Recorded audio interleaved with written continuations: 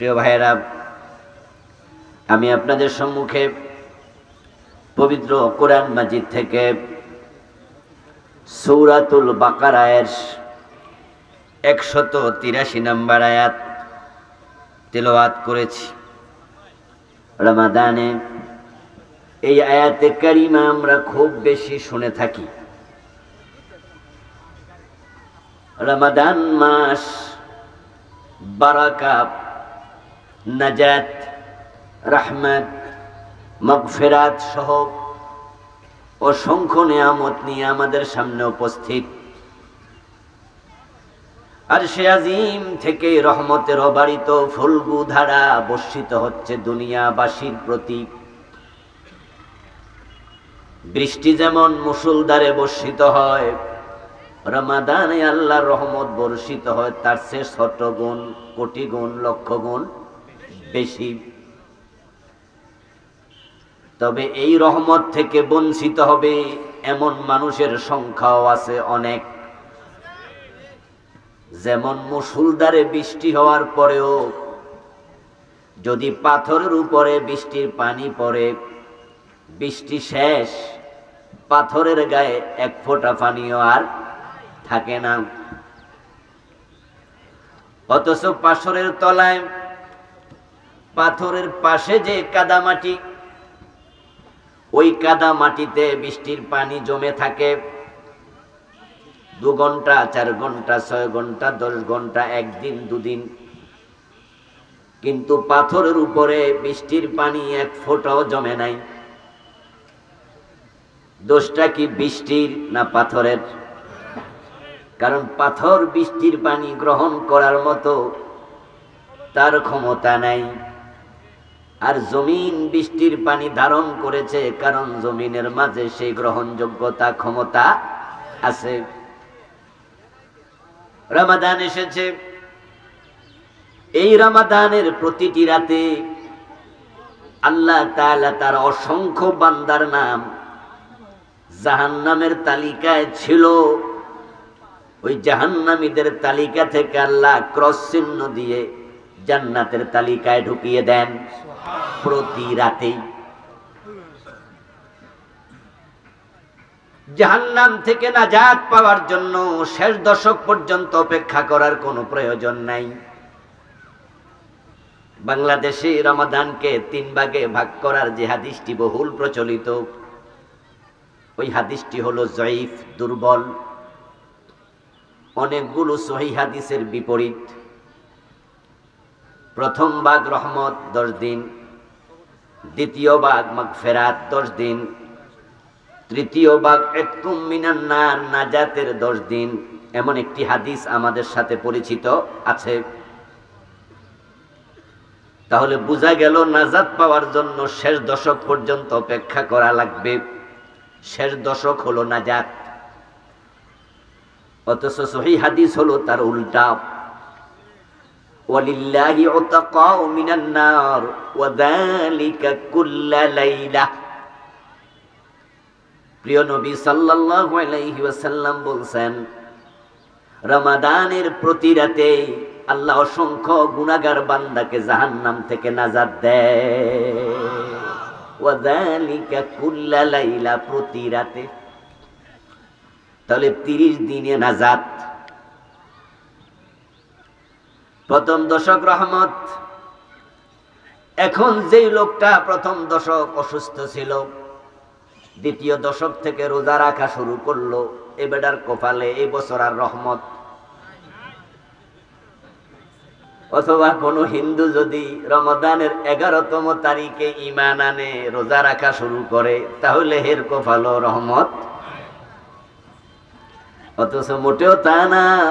আল্লাহর হাবিব বলেছেন, ইদা দাখালা রমাদান তুফতাহু আবওয়াবুস সামা ওয়া তুফতাহু আবওয়াবুর রাহমা। যখনই রমজানের চাঁদ ওঠে তখনই আল্লাহ রহমতের দরজাগুলা খুলে দেন। সুবহানাল্লাহ। এই দরজা রমজানের শেষ দিবস পর্যন্ত আল্লাহর বন্ধ করেন না। নাজাত পাওয়ার জন্য আপনাকে শেষ দশক পর্যন্ত অপেক্ষা করা লাগবে না। প্রতি রাতেই নাজাত। অন্য হাদিসে পাওয়া যায় ক্বালান নবী সাল্লাল্লাহু আলাইহি ওয়াসাল্লাম মান সামা ইয়াওমান ফি সাবিলিল্লাহি বা'আদাল্লাহু ওয়াজহাহু আনিন নারি 70 খরিফা।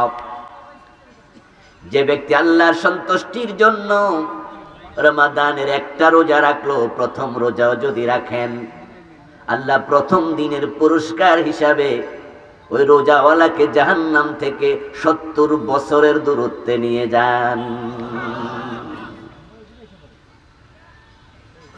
অন্য হাদিসে আছে জাআলাল্লাহু বাইনাহু ওয়া বাইনান নারি খান্দাকান কামা বাইনাস সামাই ওয়াল আরদ। প্রথম দিন রোজা রাখলেন, একটা রোজা রাখার পুরস্কার আল্লাহ ব্যক্তি এবং জাহান্নামের মাঝখানে এত বিশাল একটা গর্ত খনন করেন, পরিখা খনন করেন, যে গর্তের ব্যাপ্তি হলো জমিন থেকে আসমান পর্যন্ত লম্বা। এই পাশে থাকে জাহান্নাম, ও দূরে ওই পাশে থাকে রোজাদার। রোজার প্রথম পুরস্কার আল্লাহ আপনাকে জাহান্নাম থেকে মুক্ত করবে, জাহান্নাম থেকে অনেক দূরে নিয়ে যাবে। রোজা যত বাড়বে আপনার ফজিলত বারাকা মর্তবা ততই বাড়তে থাকবে, এবং রোজার কারণে আল্লাহর অসংখ্য গুনাহগার বান্দা একবারে মায়ের পেটের নিষ্পাপ বাচ্চার মতো মাসুম হয়ে যাবে। বিশাল এক বারাকা নিয়ে রোজা এসেছে, কিন্তু পাথরের মতো হবেন না যে পাথরে বৃষ্টি পড়েছে লাগাতার 2 ঘন্টা 4 ঘন্টা, এক ফোঁটা পানিও নেয় নাই, ওরকম হবেন না। রমজান এতটাই বরকত নিয়ে এসেছে।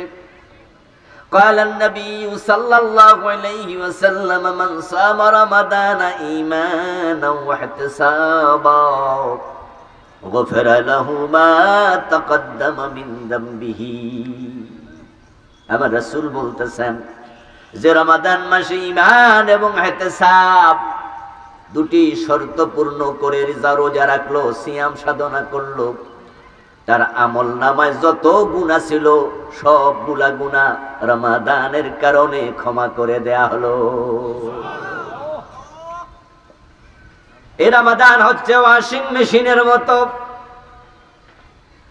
কাপড় পরিষ্কার করার জন্য একরকম মেশিন পাওয়া যায়, ডিপ ফ্রিজের মতো।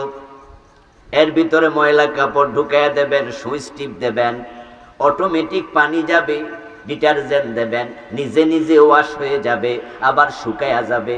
10 মিনিট 15 মিনিটের ব্যবধানে একবারে পরিচ্ছন্ন পরিষ্কার হয়ে যায়। এ রমাদানে গুনাহওয়ালা ডুববে, আর রমাদান পরে বের হবে, ঠিক অনুরূপ ভাবে সব গুনাহ থেকে পরিচ্ছন্ন হয়ে যাবে। এটা মুমিনের জন্য আল্লাহ তাআলার পক্ষ থেকে হাদিয়া, বড় উপহার। এই রোজা পাওয়ার পরও যে লোকটা নিষ্পাপ হতে পারে নাই, গুনাহ মুক্ত হতে পারে নাই, ওই লোকটা সত্যিই হতভাগ্য, সে হতভাগা। قال النبي صلى الله عليه وسلم من صام رمضان من أوله إلى آخره خرج من ذنوبه كيوم ولدته أمه أو كما قال النبي عليه الصلاة والسلام। আল্লাহর হাবিব বলতেছেন যে রমাদানের শুরু থেকে শেষ পর্যন্ত রোজাগুলো রেখেছে ঈমানান ওয়া ইহতিসাবা, দুটি শর্তে, ঈমান এবং ইহতিসাব। এই চিন্তা মাথায় লালন করে সে এমন ভাবে গুনাহ থেকে মুক্ত হয়ে যাবে যেমন মায়ের পেট থেকে গুনাহ মুক্ত অবস্থায় সে দুনিয়ায় পদার্পণ করেছে। আমরা মায়ের পেট থেকে যখন পৃথিবীতে আসি, আমল নামায় কি কোনো গুনাহ ছিল?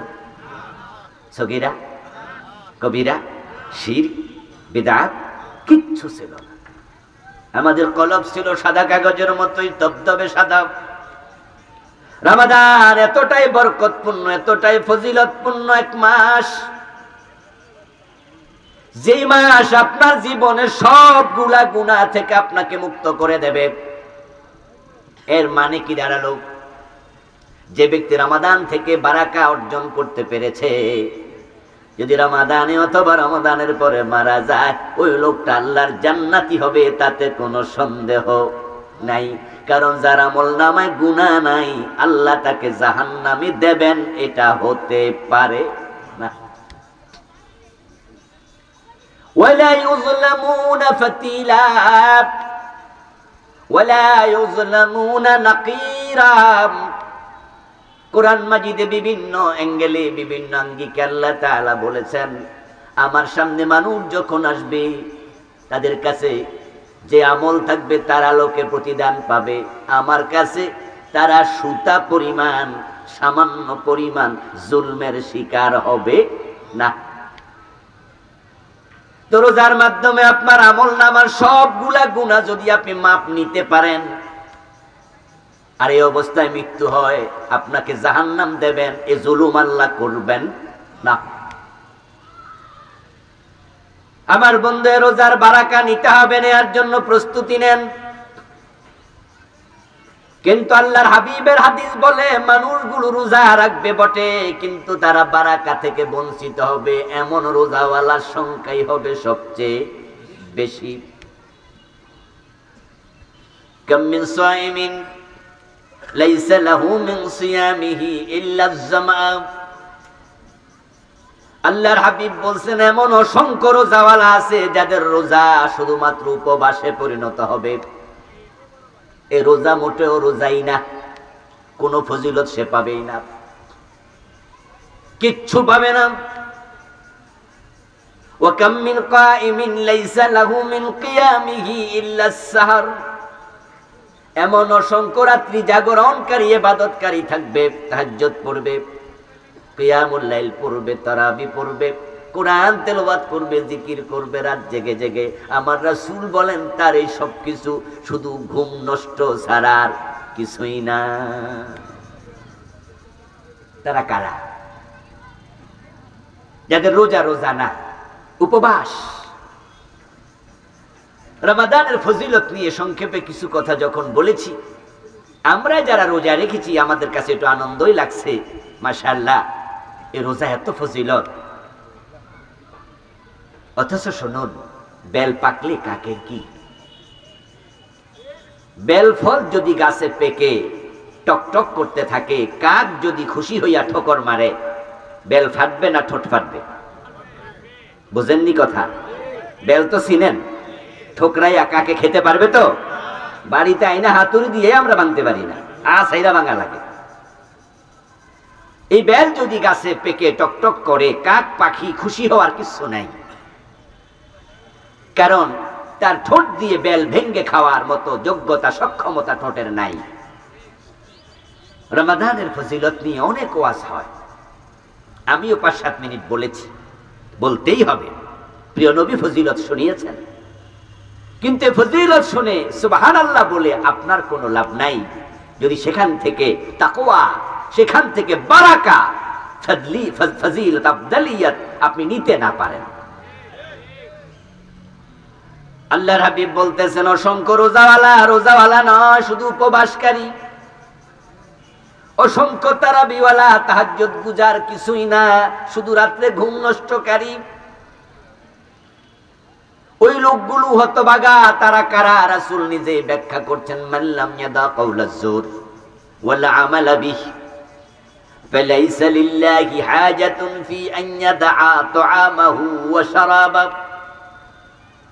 প্রিয় নবীজি বললেন, যে ব্যক্তি রমাদান মাসে খাবার পরিত্যাগ করলো, পানীয় পরিত্যাগ করলো, নিজের স্ত্রীর সাথে সংসর্গ গ্রহণ করা পরিত্যাগ করলো, কিন্তু মিথ্যার বেশাতি, সুদ ঘোষ, হারামের সংস্রব পরিত্যাগ করে নাই, তার খাবার পানীয় পরিত্যাগ করার কোনো প্রয়োজন আল্লাহর নাই। রোজা ফরজ করার পিছনে মানুষকে ক্ষুধা এবং পিপাসায় কষ্ট দেয়া, এটা আল্লাহর উদ্দেশ্য নয়। আমরা সবাই জানি, এ মানুষ হচ্ছে আল্লাহর সবচেয়ে প্রিয় মাখলুক। প্রিয়জন যদি ক্ষুধায় কষ্ট পায়, পিপাসায় কষ্ট পায়, এই খবর আপনি পান, আপনার সন্তান 2 দিন ধরে খায় না, আপনি শহরে থাকেন, মা গ্রামে থাকে। কল করলেন, মা কেমন আছেন? মা বলল, ভালো নেই রে বাপ, গত রাত্রে সাহারি খাইতে পারি নাই, ইফতারও খাইতে পারি নাই। আপনি সাথে সাথে বলবেন, মা আপনার কি হয়েছে, কেন খান নাই? রোজা রাখা দরকার নাই, অসুস্থ হয়ে যাবেন। অসুস্থ লোকের জন্য রোজা কাজা করা যায়, আপনি পরে রাখেন। আপনার মনটা বড় বিষণ্ণ হয়ে যাবে। আপনার সন্তান দুদিন ধরে খায় না, আপনার ওয়াইফ যদি বাড়ি থেকে কল করে জানায় আপনি ঢাকায় থাকেন, সাথে সাথে আপনি অস্থির হয়ে যাবেন। বাচ্চার কি হলো, ডাক্তার দেখাও নাই নাকি? আপনজন খায় না, কষ্টে আছে, এটা শুনে আপনজন কষ্ট পায়। এটাই হলো লজিক্যাল, এটাই হলো যৌক্তিক। এখন মানুষ আল্লাহর সবচেয়ে প্রিয় মাখলুক, তারা না খাইয়া দুপুরে কষ্ট পায়। ও রিক্সাওয়ালা রিক্সা চালায়া রোজা রাখে, ও বুঝে পিপাসার কষ্ট কাকে বলে। আপনারা যারা এসি রুমে রোজা রাখেন অথবা ফ্যানের নিচে বসে আছেন, মাথার উপরে ফ্যান ঘুরছে, আপনার দোকান অথবা আপনার অফিস, আপনার রোজার কষ্ট আর যে বেটা শ্রমিক তিনতলার ছাদে 5টা 10টা ইট নিয়ে ওঠে নামে, ও বেটা আল্লাহর ভয়ে রোজা রাখে, তার কষ্ট এক না। রিক্সাওয়ালা সকাল বেলায় যখন রিক্সার ফেডেলে পা রাখে, হাতলে হাত রাখে, রিক্সাটা চাপ দেয়, 10 মিনিটের মাথায় গেঞ্জিটা ভিজে দেয়, আধা ঘন্টা পরে খুলে মুসরাইয়া ঘাম ফেলে আবার গায়ে দেয়।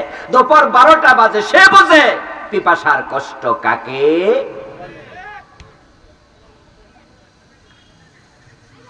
রিক্সা চালায় রোজা রাখছে এমন রিক্সাওয়ালা 2-4 জন আছে না নাই?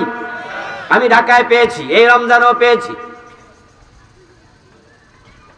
দাড়িওয়ালা এক যুবক, কারণ বাজার উঠলাম, বাসা আমার কারণ বাজারের সাথেই।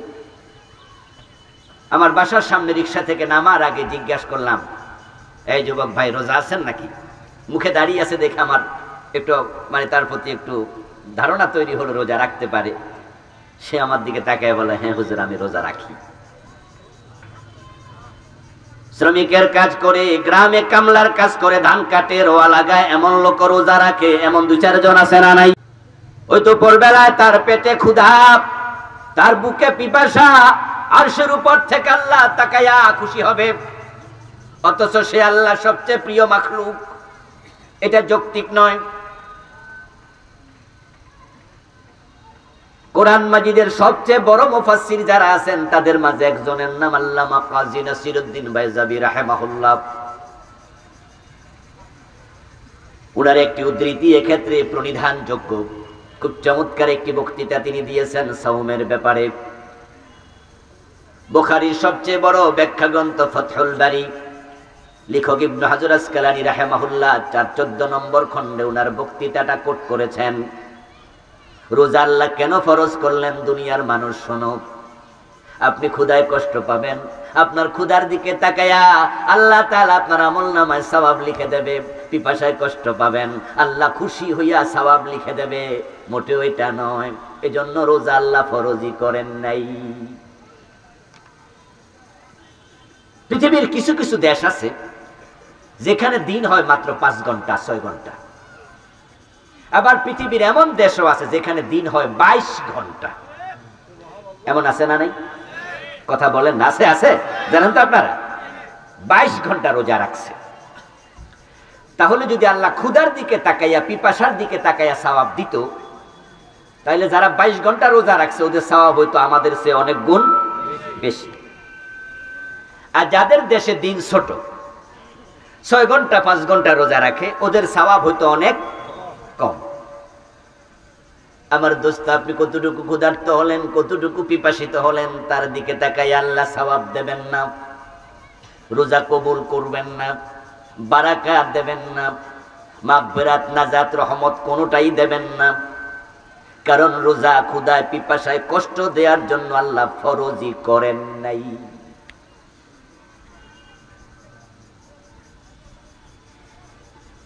উদ্দেশ্য বুঝতে হবে।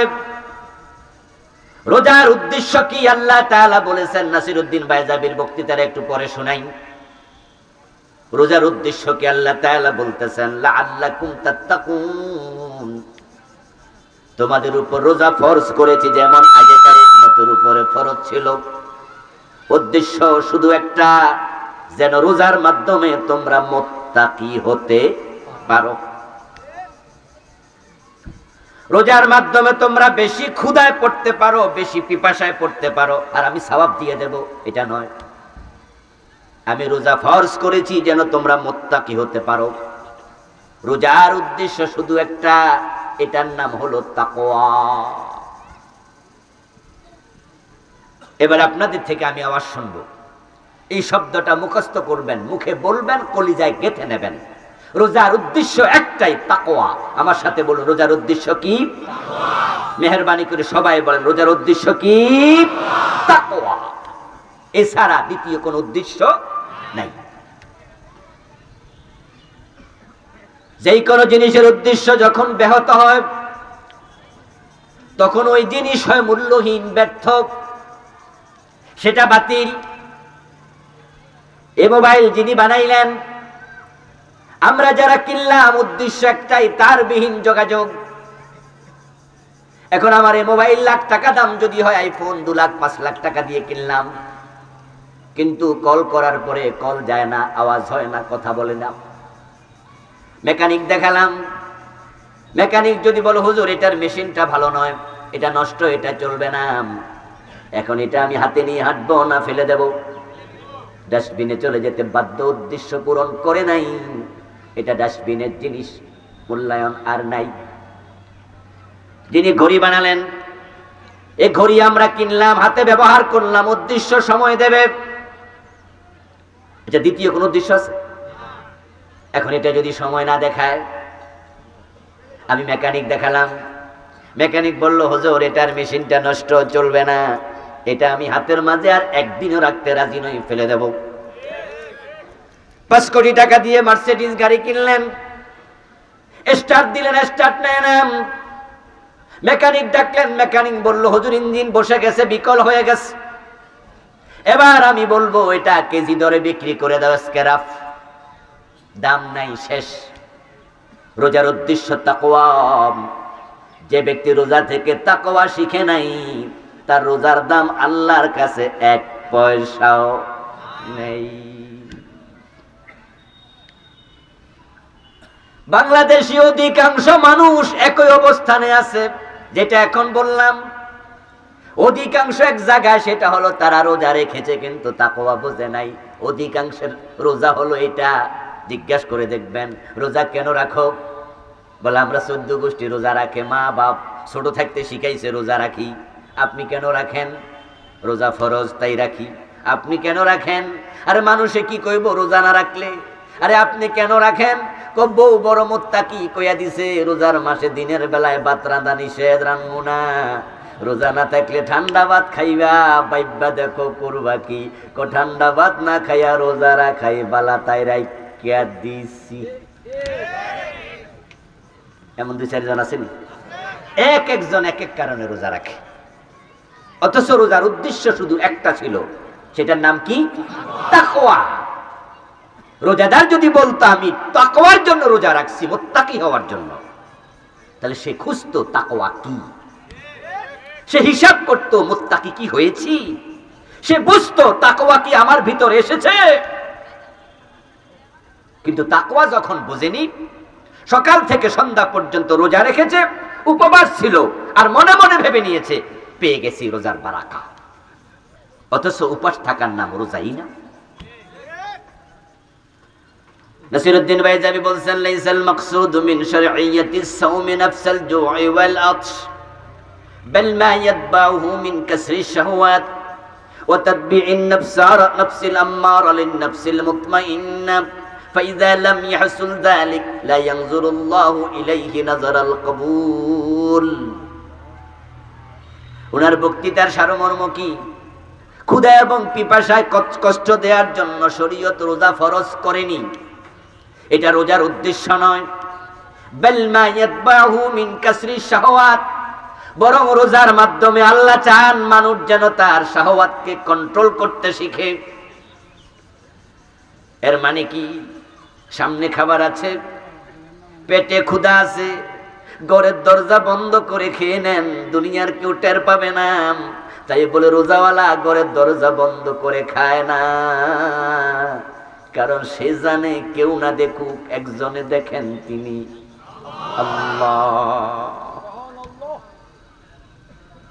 বুকে প্রচন্ড পিপাসা, ওযু করার সময় কুলি করেন, কুলির সময় যদি আপনি 2 ঢোক পানি গিলে ফেলতেন দুনিয়ার কেউ টের পেত না। কিন্তু যতই পিপাসা থাকুক, ওযু করার সময় কি ঢোক গিলে ফেলেন পানি? ঘরের দরজা বন্ধ করে কেউ পানি খায়?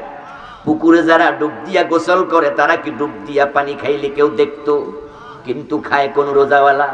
কারণ একটাই, কেউ না জানুক, কেউ না দেখুক, একজন জানে একজন দেখে। আওয়াজ করে বলুন তো তিনি কে? আল্লাহ।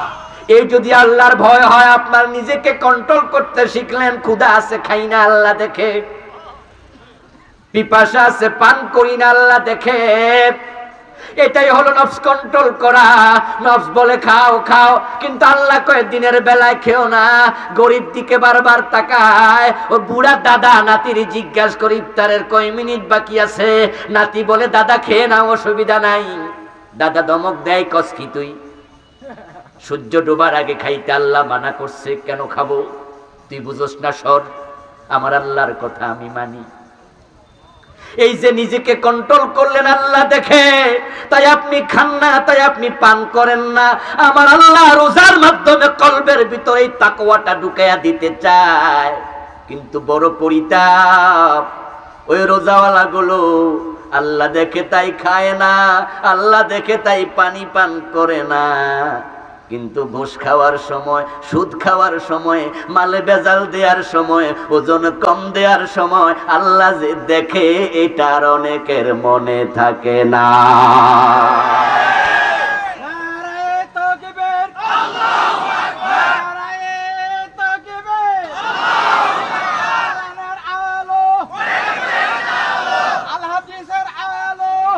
আমার প্রিয় ভাই, আপনার সামনে বোতলে পানি আছে, 13 ঘন্টা পানি পান করেন নাই। বোতলের পানিটা কি হারাম ছিল? পানিটা আপনার নিজের টিউবওয়েল থেকে আপনি নিলেন, হালাল পানি। কিন্তু দিনের বেলায় খাইতে মানা করছে কে? এখন দিনের বেলায় পানিটা পান করা হালাল না হারাম? কারণ মানা করছে কে? কয় ঘন্টা হারাম? 13-14 ঘন্টা। এবার বলুন তো, সুদ খাওয়া হারাম কয় ঘন্টা? পেটে ক্ষুধা আছে, সামনে খাবার আছে, নিজের ক্ষেতের চালের ভাত, নিজের জমিনের সবজি রান্না করা হলো নিজের পুকুরের মাছ দিয়া। ক্ষুধা আছে, হালাল খাবার খান না, আল্লাহ মানা করছে। 13-14 ঘন্টা আল্লাহ মানা করছে, খান না। আপনি আল্লাহকে ভয় করেন, আপনি মুত্তাকি। এবার বলুন তো, ঘুষ খাওয়া হারাম কয় ঘন্টা? তো 14 ঘন্টা ভাত হারাম। আল্লাহর ভয়ে ছাড়লেন, আপনি ঘুষ খান কেমনে? যদি আপনি ঘুষ খান, হারাম খান, প্রমাণ হলো আপনি আসলে রোজার মর্মটাই বুঝেন নাই। আপনি বুঝেছেন দিনের বেলা না খাওয়া, পানাহার না করাই রোজা। আপনি ভুল বুঝেছেন। ও প্রিয় ভাই, 3টি জিনিসের সমন্বয় হওয়ার নাম হলো রোজা, সাওম। এই 3টা থেকে একটা বাদ গেলে এটার নাম আর রোজা নয়। আবার শুনুন, ভালো করে ওয়াজ শুনে বুঝে তারপরে বাড়ি যাবেন। এই 3টার সমন্বয় আজ পর্যন্ত যারা করেন নাই, আপনার বয়স 60, আপনার 60 বছরের মাঝে 45 বছর আপনি রোজা রাখছেন। বয়স যদি 15 থেকে শুরু করেন, এই 45 বছরের রোজা বাদ। 3টা জিনিসের সমন্বয় করেননি। আপনার বয়স 40 বছর, 15 বছর বাদ দিলে 25 বছর রোজা রাখছেন, 25 বছরের রোজা বাদ। মাগরিবের নামাজের ফরজ কয় রাকাত? সবাই একটু কথা বলুন, কয় রাকাত? এক ব্যক্তি 10 বছর ধরে মাগরিবের ফরজ 2 রাকাত পড়া সালাম ফিরাইছে। বলুন তো, তার 10 বছরের মাগরিব কয় ওয়াক্ত কবুল হয়েছে? অথচ সে তো 2 রাকাত পড়েছিল। কবুল না হওয়ার কারণ, আমার নবী বলেছে মাগরিবের ফরজ কয় রাকাত? তাই পড়লে 3 রাকাত পড়ো, না পড়লে বাদ দাও, কিন্তু 2 রাকাত পরে সালাম ফিরানোর কোনো সুযোগ নাই। যে মোটেও পড়েনি সে বেনামাজি, যে মাগরিবের নামাজ 2 রাকাত পড়ে সালাম ফিরাইছে 3 রাকাত পড়ে নাই, সে 2 রাকাত পড়ার কারণে অর্ধেক নামাজি নাকি সেও বেনামাজি? তিনটি জিনিসের সমন্বয়ের নাম রোজা। 1 নাম্বার ছাড়তে হবে আপনার পানাহার, খাওয়া যাবে না, পান করা যাবে না। 2 নাম্বার ছাড়তে হবে কামাচার, বৈধ স্ত্রী কিন্তু রোজার দিবসে তার সাথে স্ত্রী সুলভ আচরণ, কথা বলেন না, করা যাবে? তাহলে ছাড়তে হবে পানাহার, ছাড়তে হবে কামাচার। 3 নাম্বার, এটাই ঝামেলা, প্রথম 2টা কিন্তু সবাই ছাড়ছে। আজকের মাহফিলে যত রোজাওয়ালা আছে আজকে দিনের বেলা কেউ খাইছে? নিজের বৈধ স্ত্রীর সাথে সহবাস করছে? এই ব্যাপারে আমরা সব একমত। কিন্তু 3 নাম্বারটা ছেড়ে দিয়েছে অনেকে, সেটা হলো পাপাচার। অনেকে ছাড়ে নাই। যে পাপাচার ছাড়ে নাই, পানাহার আর কামাচার ছাড়লো, তার রোজা রোজা হয় নাই। লাআল্লাকুম তাত্তাকুন, যেন তোমরা মুত্তাকি হতে পারো, এই জন্য রোজা আছে। এখন তাকওয়া কি? পাপাচার যে করে সে মুত্তাকি কেমনে? তাকওয়া মানে তো হলো হিফজুন নাফসি মিম্মা ইউসাম, গুনাহ হতে পারে এমন কাজ থেকে নিজেকে বিরত রাখার নামই হলো তাকওয়া। এবার বলুন তো, সুদ খাইলে গুনাহ হয় কিনা? তো সুদ খাইলে আর মুত্তাকি হলো কেমনে? আপনাদের কাছে জবাব চাইবো, জবাব দিয়েন, ঘুষ খাইলে গুনাহ হয় কিনা? তো গুনাহ করলে মুত্তাকি হলো কেমনে? লাইসাত তাকওয়া বিসিয়ামিন নাহারি ওয়ালা বিকিয়ামিল লাইলি ওয়ালাকিন্নাত তাকওয়া তারকু মা হারামাল্লাহ ওয়া আদাউ মা ইফতারাদাল্লাহ। দিনের বেলায় রোজা রাখা, রাতের বেলায় তাহাজ্জুদে দাঁড়ায়া থাকার নাম তাকওয়া না। ইবনুল কাইয়িম রাহিমাহুল্লাহ বলেছেন, জাদুল মাআদ সহ অসংখ্য কিতাবের লেখক, আমাদের সালাফদের একজন, আসলাফদের একজন অনেক বড় আলিম, উনি বলছেন লাইসাত তাকওয়া বিকিয়ামিল লাইল ওয়ালা বিসিয়ামিন নাহার। তুমি রাতের বেলা তাহাজ্জুদ পড়ে পড়ে রাত কাটায়া দিলা, দিনের বেলা উপবাস থাকলা, খাবার না খাইয়া রোজা রাখলা, মনে মনে ভাবলা মুত্তাকি হয়ে গেছো, এটার নাম তাকওয়া না। ওয়ালাকিন্নাত তাকওয়া, তাকওয়া কাকে বলে শোনো, তাকওয়া হলো তারকু মা হারামাল্লাহ, আল্লাহ যত জিনিস হারাম করেছেন সব ছেড়ে দেওয়ার নাম হলো তাকওয়া। ওয়াদাউ মা ইফতারাদাল্লাহ, আল্লাহর যত ফরজ আছে সবগুলো আঁকড়ায়া ধরো, আদায় করো, এটার নাম হলো তাকওয়া। এখন বাংলাদেশের তাকওয়া কিন্তু একটু ভিন্ন। এই দেশের তাকওয়া হলো সুরতে, অথচ প্রকৃত তাকওয়া ছিল সিরতে। এদেশের মানুষের টুপি দাড়ি পাঞ্জাবি দেখলে মনে হয় একবার আবু বকর সিদ্দিক, আর কাজ কর্ম করলে বোঝা যায় আবু জেহেলের দাদা। দেখতে মনে হয় ফেরেশতা, চরিত্রে ইবলিসের সে খারাপ, ঠিক না? আশ্চর্য মানুষ। দাড়ি টুপি পাজামা পাঞ্জাবিতে তাকওয়া খোঁজে বাংলাদেশের লোক, অথচ রাসূলুল্লাহ সাল্লাল্লাহু আলাইহি ওয়াসাল্লাম তাকওয়া প্রসঙ্গে আলোচনা করতে গিয়ে বুকের দিকে 3 বার ইঙ্গিত করে বলছেন, আত-তাকওয়া হাহুনা, তাকওয়া সুরতে নয়, লেবাসে নয়, তাকওয়া হবে তোমার কলবের পরিবর্তনে, তাকওয়া থাকে তোমার কলবের ভিতরে। হ্যাঁ, টুপি দাড়ি পাজামা পাঞ্জাবি এগুলো ইসলামের ছোট ছোট সিম্পটম, এগুলো সুন্নাহ, এগুলো লাগবে। কিন্তু দোস্ত শুনুন, আপনার ভ্রুগুলো বড় সরু এবং জোড়া লাগানো, চোখগুলো বড় ডাগর ডাগর কালো এবং বড়, চেহারাটা বড় শুভ্র চামড়া, দেখতে দারুণ, দাড়িগুলো দারুণ সুন্দর, মাথার চুলগুলো একটু এলোমেলো কোকড়ানো, দেখতে বড় ভালো লাগে, কিন্তু কিডনি দুইটা ড্যামেজ হইয়া গেছে। এ দাড়ি টুপি থাইকা কোনো লাভ আছে? এ ব্রু দিয়া কোনো কাম আছে? সুন্নত হলো অনুরূপ, এগুলো ইসলামের সৌন্দর্য বাড়াবে, আর ফরজ হলো ওয়াজিব হলো ইসলামের কিডনি এবং কলিজার মতো। যার ফরজে ঘাটতি আছে, হারামে বাড়াবাড়ি আছে, হারামে লিপ্ত হয়েছে, তার দাড়ি টুপির মূল্য আল্লাহর কাছে এক পয়সাও নেই।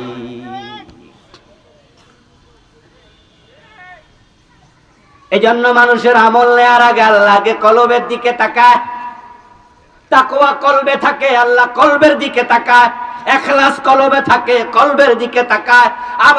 আখিরাতে যখন আল্লাহ বিচার করবেন, তখন আমলের দিকে তাকায়া বিচার শুরু করবেন না, কারণ আল্লাহ জানে আমলের দিকে তাকাইলে আল্লাহর কাছে ছাড় পাওয়ার মতো আমল করার ক্ষমতা বান্দার নেই।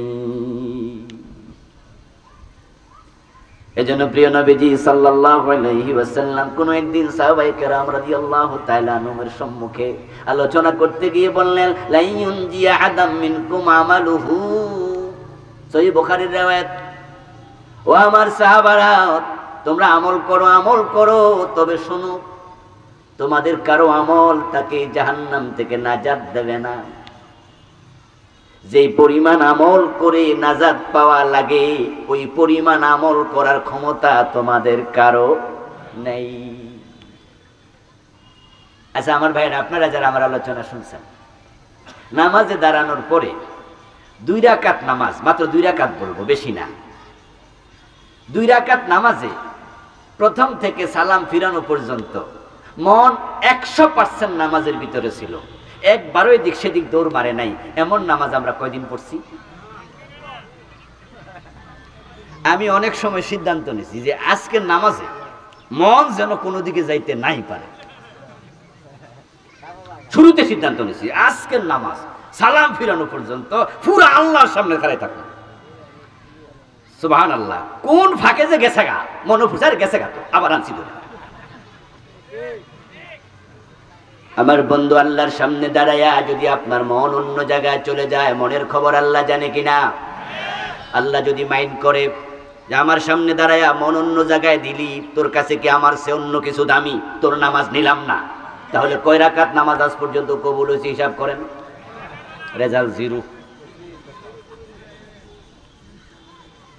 ও আমার সাহাবারা, লা ইউনজিয়া আদাম মিনকুম আমালু, লান দিয়া বলছে, বাংলা অর্থ হলো তোমাদের কারো আমল তাকে কোনো দিন নাজাত দেবে না।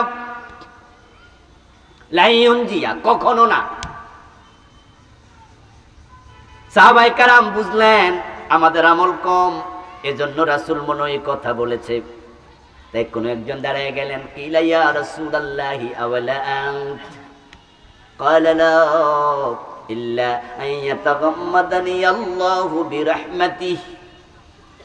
সাহাবায়ে কেরামের কোন একজন দাঁড়ায় বলছেন, হে আল্লাহর নবী, আমাদের আমল আমরা বুঝি কম, আমাদের আমলের কোয়ালিটি দুর্বল, কিন্তু আপনি তো অনেক আমল করেন, আমলের মাধ্যমে আপনি আশা করি নাজাত পেয়ে যাবেন। রাসূলুল্লাহ জবাব দেন, লা, আমল করে নাজাত পাওয়ার মতো আমল করা নবী মুহাম্মদ আমার পক্ষেও সম্ভব না। আল্লাহর নবীর মনে দিক সেদিক চলে যেত সেটা নয়, উনি বুঝালেন আমলের কোয়ালিটি। আল্লাহর সেজদা দিয়া খুশি করমু, কত লম্বা সেজদা আমি দেব,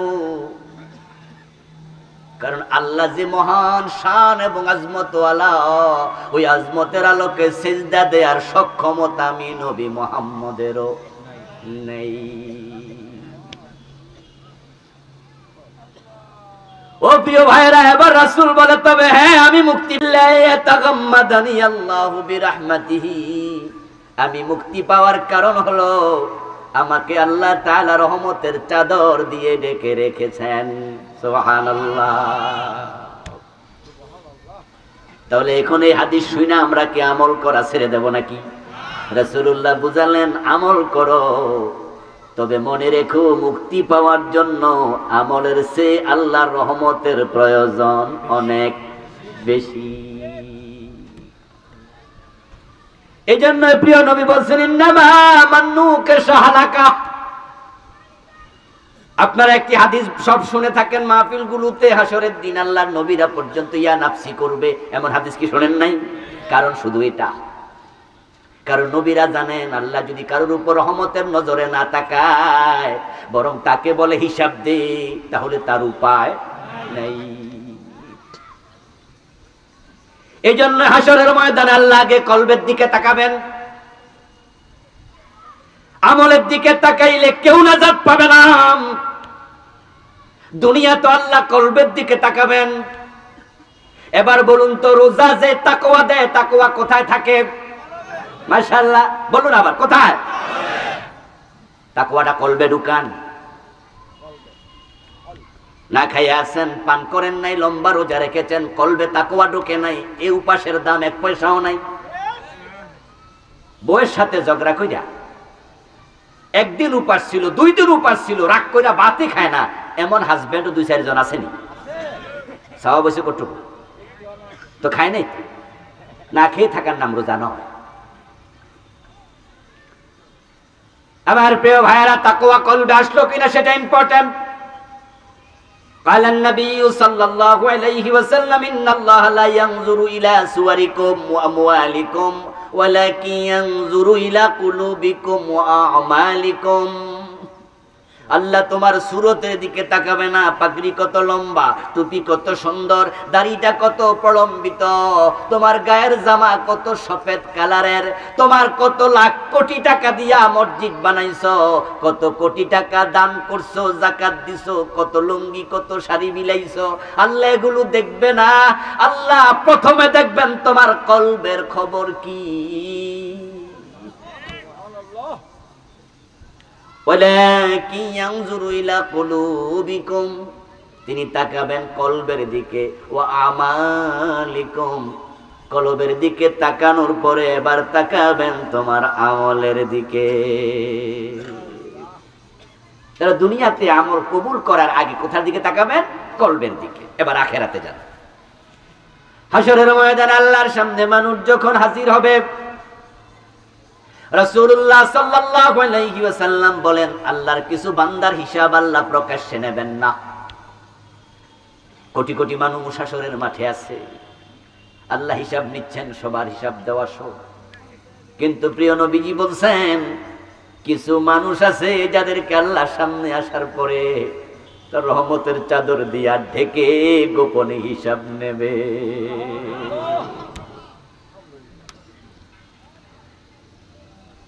أفلا يعلم إذا بعثر ما في القبور وحصل ما في الصدور।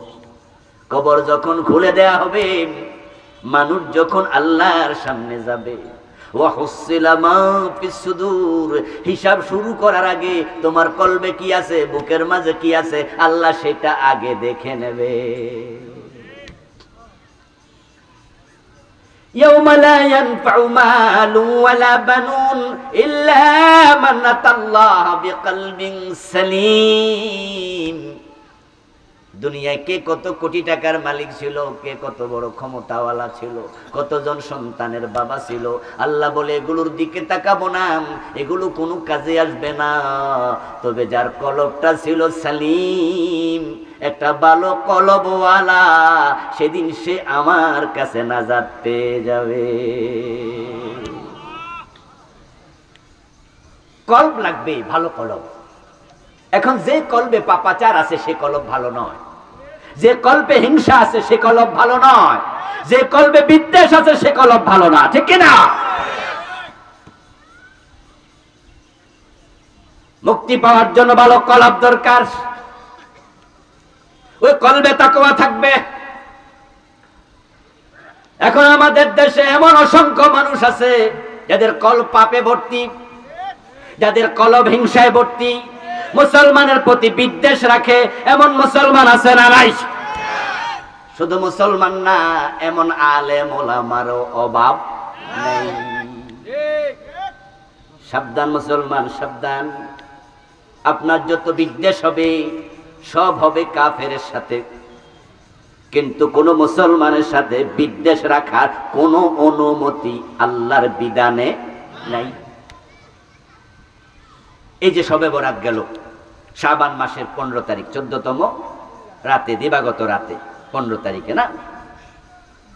এই ওয়াজটা প্রায় সব মসজিদের হুজুররা করেছে। সে রাতে আল্লাহ তাআলা তার সব পাপী বান্দাকে ক্ষমা করবে, তবে দুজন ব্যক্তিকে ক্ষমা করবেন না। একজন হলো মুশরিক, আর একজন হলো বিদ্বেষ পোষণকারী। যে আল্লাহর সাথে অন্যরে শরীক বানায় সে কত খারাপ মানুষ, কত খারাপ। আর সাথে যোগ করলেন যে বিদ্বেষ রাখে, বিদ্বেষ পোষণকারী মুশরিক না, কিন্তু তার ক্ষমা নাই শবে বরাতের রাতেও। অথচ বাংলাদেশে মানুষ একজন আর একজনের সাথে বিদ্বেষ রাখছে। আলেম আলেমের বিদ্বেষ রাখে, পীর পীরের বিদ্বেষ রাখে, খতিব খতিবের বিদ্বেষ রাখে, একজন আরেকজনের বিদ্বেষ রাখে। এটা রাসূল এবং সাহাবীদের চরিত্র নয়। মুখে মুখে বলবেন আমরা রাসূলকে ভালোবাসি, সাহাবাদেরকে ভালোবাসি, কিন্তু চরিত্রে রাসূলের চরিত্র থাকবে না, সাহাবাদের চরিত্র থাকবে না। এ মুখে বলার ভালোবাসার মূল্য এক আনাও নেই।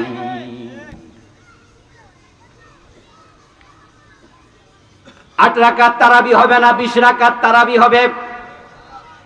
এই নিয়ে ঝগড়া করে আমি হানাফি তাই আহলে হাদিসের সাথে বিদ্বেষ রাখছি, এমন হানাফি আছে না নাই? আমি 8 রাকাত তারাবি পড়ি, আমি হলাম আহলে হাদিস। উনি 20 রাকাত পড়ে, তাই উনার সাথে বিদ্বেষ রাখে, এমন আহলে হাদিস আছে না নাই? আজীব মুসলমান। আপনি 8 রাকাত পড়েন ভালো, আপনি 20 রাকাত পড়েন ভালো। মালিকি মাযহাবের লোকেরা 36 রাকাত পড়ে ভালো। রাসূলুল্লাহর হাদিস হলো সালাতুল লাইল মাসনা মাসনা, রাতের নামাজ হবে 2 রাকাত 2 রাকাত। যত ভালো লাগে ক্ষমতা যা আছে পড়তেই থাকো। আচ্ছা আমার ভাইয়েরা, এই যে আপনি রাকাত কইয়া বিদ্বেষ রাখলেন, আপনার সাথে আমার মাসালার দ্বিমত আছে, থাকতে পারে। ইমাম আবু হানিফা রাহমাতুল্লাহি আলাইহি বলেছেন ইমামের পিছনে কেরাত পড়লে নামাজ বাতিল। তাই ইমামের পিছনে চুপ করে থাকবা, সূরা ফাতিহা পড়া যাবে না, পড়লে নামাজ বাদ। ইমাম শাফি বলছে ইমামের পিছনে সূরা ফাতিহা পড়তেই হবে, না পড়লে নামাজ বাদ। পুরা 100% উল্টা ফতুয়া। কথা কি বোঝেন আমার? একবারে 180 ডিগ্রি উল্টা, মানে ইউটার্ন। ইউটার্ন বোঝেন তো? ইমাম আবু হানিফার ফতুয়া ইমামের পিছনে কেরাত পড়লে নামাজ বাদ। ইমাম শাফি রাহমাতুল্লাহ আলাইহির ফতুয়া না পড়লে নামাজ বাদ। এই যে ফতুয়ার মাঝে ইখতিলাফ, তাই বলে কি শত্রুতা করা যাবে? এক হুজুর আরেক হুজুরের বিরুদ্ধে বিদ্বেষ রাখা যাবে? অথচ মুসলমান এমন বিদ্বেষী, শুধু ফতুয়া আপনার সাথে মিলে না, আপনার বিরুদ্ধে ইজ্জতে হাত দিয়া কথা বলতো পিছপা হয় না, এবং সুযোগ পাইলে অপবাদ পর্যন্ত আরোপ করে দেয়। আমার বন্ধু বসেন, আমার প্রিয় ভাই, কে কোথায় গেল সেটা দেখা দরকার নাই, কিন্তু আপনার নিজের কলবের খবর নেন।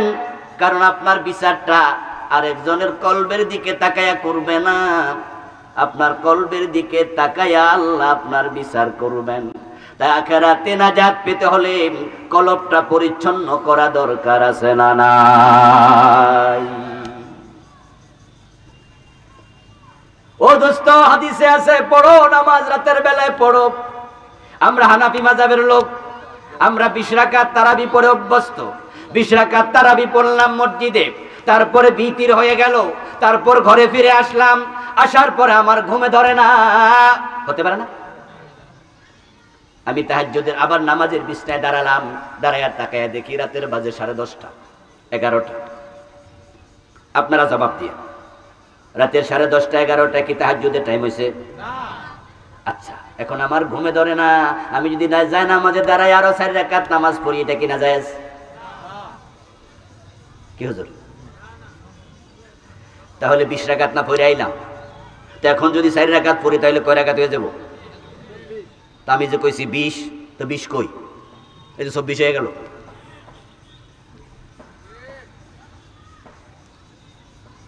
সব হুজুর বলবে না না আপনি পড়েন, অসুবিধা নাই। তাহলে 20-এর মাঝে ঘুরে গেলেন কেন? কারণ যদি রাতের নামাজ 20 রাকাতই তারাবি হতো, কিয়ামুল লাইল তারাবি শব্দটা এত হাদিসে নাই। হাদিসে আছে মান কামা রমাদানা ঈমানান ওয়া ইহতিসাবান গুফিরা লাহু মা তাকাদ্দামা মিন যামবি। রমাদানে দাঁড়ায়া যাও, কিয়াম মানে নামাজ, নফল নামাজ। তারাবি শব্দটার প্রচলন আসছে পরে। তারাবি তারবিহাতুন থেকে বিশ্রাম দিয়ে দিয়ে পড়ে, এজন্য নামাজের নাম সালাতুত তারাবি। রাসূলের হাদিস হলো কিয়ামুল লাইল জাআলাল্লাহু সিয়ামাহু ফারিদা ওয়া কিয়ামা লাইলিহি তাতাব্বুআ। কিয়ামুল লাইল আপনি পড়লেন মসজিদে 20 রাকাত, এখন ঘরে আইসা হুজুর পড়লো 2 রাকাত, উনার হইলো 22। আমি পড়লাম ঘরে আরো 4 রাকাত, আমার হলো 24। এই হুজুর পড়লো ঘরে আইসা 8 রাকাত, উনার হয়ে গেল 28। পৃথিবীর একজন আলেম বলবে না 8 রাকাত বাদ, আপনার 4 রাকাত বাদ। কোন হুজুর বলবে না ওনার 2 রাকাত বাদ। এবার বলুন, যারা আপনারা 8 রাকাতের কথা বলতেছেন, মসজিদে 8 রাকাত পড়লেন, পড়ার পরে ঘরে আসলেন, আপনার ভালো লাগে না, ঘুমাইতে মন চায় না, যদি আপনি যায় না মাঝে দাঁড়ায়া আরো 4 রাকাত পড়েন, না জায়েজ? তাহলে 8-এর লগে 4 যোগ হইলে কয় রাকাত হয়ে গেল? তো আপনি যে মসজিদে 8 রাকাতে ঝগড়া করলেন, এখন যে 12 রাকাত হয়ে গেল। আসলে মুসলমান এমন ফাউল জিনিস নিয়ে ঝগড়া করে যেগুলো দেখে বড় কষ্ট পাই। আব্দুল্লাহ জাহাঙ্গীর রাহিমাহুল্লাহ নাম শুনছেন? আব্দুল্লাহ জাহাঙ্গীর রাহিমাহুল্লাহ বলতেছেন, একমাত্র রমজানের দিনে উনি যাচ্ছিলেন কোথাও, রাতের বেলায় এশারের টাইম হলো, ভাবলেন নামাজটা পড়ে ফেলি রাস্তার পাশে। ড্রাইভারকে বললেন গাড়ি থামাও, ড্রাইভার গাড়ি থামালো, মসজিদে ঢুকলেন, ঢুকে দেখেন মসজিদে 2 দল মারামারি করতে উপক্রম, তুমুল ঝগড়া চলছে। এই অবস্থায় হুজুর ঢুকলেন, হুজুরকে দেখে যারা চিনছে তারা আরে আরে আরে থামো থামো, হুজুর আসছে, হুজুর আসছে, এই হুজুরের জিগাও, হুজুরের জিগাও, ঝগড়া থামো। তো হুজুর বলতেছেন, তারা আমার কাছে এসে বলছে, হুজুর এই হলো 8 রাকাতের পক্ষের লোক, এরা 20 রাকাত। এখন ইমাম সাহেব হলো একজন। 8 রাকাত ওলারা কয় যে 20 রাকাতে মসজিদে আর চলবে না। 20 রাকাত ওলারা কয় ঠেক পাইলে ঠেকাও, 20-এর কম পড়বো না। হুজুর পড়ছে বিপদে, এটা নিয়ে চলছে ঝগড়া। হুজুর এখন আপনি ফয়সালা দেন। হুজুর বলতেছেন, আমি 8 রাকাতের পক্ষের লোকদেরকে বললাম, এই ভাই 8 ওয়ালাকে হাত তোলা দেন, যে আমরা 8 ওয়ালা। আচ্ছা 8-এর পক্ষে কি হাদিসে দলিল আছে? বলে হুজুর আছে। আপনিও তো জানেন আছে। ওকে, এই 20-এর পক্ষে কে কে হাত তোলা দেন? হুজুর আমরা। 20-এর পক্ষে হাদিসে দলিল আছে? কয় আছে। আচ্ছা মাশাআল্লাহ, 8-এর পক্ষে হাদিস আছে, 20-এর পক্ষে কথা বলেন না কেন? 20-এর পক্ষে হাদিস। হুজুর বলেন, তাহলে ঝগড়া যে করলেন এটার পক্ষে হাদিস আগে দেন। মুসলমান মুসলমান পারস্পরিক ঝগড়া, বিদ্বেষ, হিংসা জায়েজ না হারাম? কথা বলতে হবে, জায়েজ না হারাম? সিবাবুল মুমিনি ফুসুকুন ওয়া কিতালুহু কুফর। মুমিন মুমিনের সাথে গালিগালাজ, ঝগড়া ফাসাদ, বিদ্বেষ, এগুলো হারাম। হত্যা করা কুফর। এবার বলুন তো, তারাবির নামাজ যদি কেউ না পড়ে কবিরা গুনাহ হবে নাকি? কবিরা গুনাহ হবে? যদি বলেন হ্যাঁ, তাহলে আবু বকর সিদ্দিকের যুগে যারা মারা গেছে সবাই জাহান্নামে যাবে কবিরা গুনার কারণে। কারণ আল্লাহর হাবিবের জামানায় তিনি তারাবির নামাজ পড়েছেন জামাতের সাথে কয়দিন? আবু বকরের জামানায় একদিনও না। ওমর রাদিয়াল্লাহু তাআলা আনহুর সময় এসে তিনি হযরত উবাই বিন কাবের নেতৃত্বে চালু করলেন নামাজ 20 রাকাত। তাহলে আবু বকর সিদ্দিকের 2 বছর 3 মাস তারাবির নামাজে ছিল না এইভাবে। যে যা পড়ছে ব্যক্তিগত নামাজ।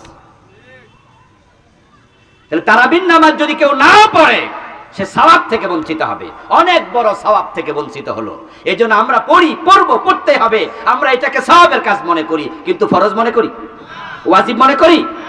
ছাড়লে কবিরা গুনাহ হবে না, ঝগড়া করলে তো হারাম। স্যার বললেন ঝগড়ার হাদিস দেন।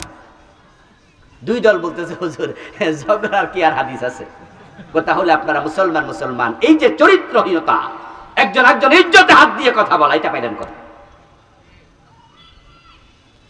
আমার প্রিয় ভাইয়েরা, বড় সাবধান থাকবেন। মুসলমানের চরিত্র হবে রাসূল এবং সাহাবাদের চরিত্রের মতো। মুহাম্মাদুর রাসূলুল্লাহ ওয়াল্লাযীনা মাআহু আশিদ্দাউ আলাল কুফার রুহামাউ বাইনাহুম।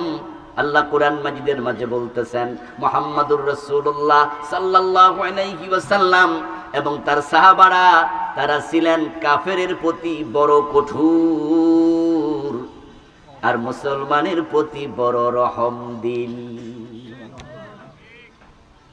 আশিদ্দাউ আলাল কুফার, আল্লাহর হাবিব এবং সাহাবাদের চরিত্র হলো তারা কাফেরের ব্যাপারে সিরিয়াস, কঠোর। এবার আপনাদের কাছ থেকে আমি জবাব চাইব, যে লোকগুলো 8 রাকাত ওয়ালা তারা কি কাফের? ওদের সাথে কঠোর হলেন কেন? যারা আপনারা আহলে হাদিস দাবি করছেন আজকের এই সমাজে, করেন, আহলে হাদিস দাবি করেন, আমার আপত্তি নাই। আমরা হানাফি, আপনি আহলে হাদিস, একজন শাফি, একজন মালিকি হোক। কিন্তু আমার প্রশ্ন, আপনি 8 রাকাত পড়েন, আপনার ভালো লাগে, কিন্তু 20 রাকাত ওয়ালার সাথে যে কঠোর আচরণ করলেন, 20 রাকাত আমরা যারা পড়ি, আপনি কি আমাদের কাফের মনে করেন? তো মোমেনের প্রতি কঠোর হওয়ার বিধান আপনি কোথায় পাইলেন? বরং মোমেনের প্রতি, মোমেন তো সাহাবাদের চরিত্রে আমরা দেখেছি যুদ্ধের মাঠে পানি পান করে নাই, আরেকজনকে পানি খাওয়ায় নিচে শহীদ হয়ে গেছে। মোমেনের চরিত্রে আমরা কি দেখেছি? হিজরতের পরে মুহাজির সাহাবাদেরকে আনসার সাহাবারা নিজের ঘরের মাঝখানে বেড়া দিয়া অর্ধেকটা ঘর দিয়ে দিছে, জায়গা জমিন দিয়ে দিছে। এমন হাদিসও পাওয়া যায় একাধিক স্ত্রী ছিল। পর্দার আয়াত নাজিল হয়েছে 6ষ্ঠ হিজরিতে। হিজরত করার পরে নিজের 2টা 3টা বউ সবগুলা সামনে আনছে, তখন পর্দার আয়াত আসে নাই। সামনে এনে বলছে, ভাই আপনি তো আমার ভাই, রাসূল আপনার মাঝে আমার মাঝে ভ্রাতৃত্ব স্থাপন করেছে, আপনার বউ ছিল মক্কা, এখন তো নাই, তা আমার 3টা বউ আছে, আপনার কোনটা পছন্দ হয় আপনি ইশারা দেন। ইশারা দিয়েছে, তালাক দিয়ে ভাইয়ের সাথে বিয়ে দিয়ে দিচ্ছে। ইয়ার মুখের যুদ্ধে পানি পান করে নাই, 7 জন শহীদ হয়েছে অন্যকে প্রাধান্য দিয়ে। ওয়ায়ুসিরুনা আলা আনফুসিহিম ওয়ালাউ কানা বিহিম খাসাসা। সাহাবীদের চরিত্র, ওই সাহাবীদের ভালোবাসা কলবে থাকবে, আর তার প্রমাণ চরিত্রের মাধ্যমে দিতে হবে, ঠিক কিনা? ভালোবাসেন সাহাবীদেরকে অনেক, কিন্তু আরেক আলেমের প্রতি বিদ্বেষ রাখেন। রাসূলের সাহাবারা 8 রাকাত পড়েছে, আপনি 8 রাকাত পড়বেন, দলিল দেবেন, 20 রাকাত ওয়ালার সাথে বিদ্বেষ রাখবেন।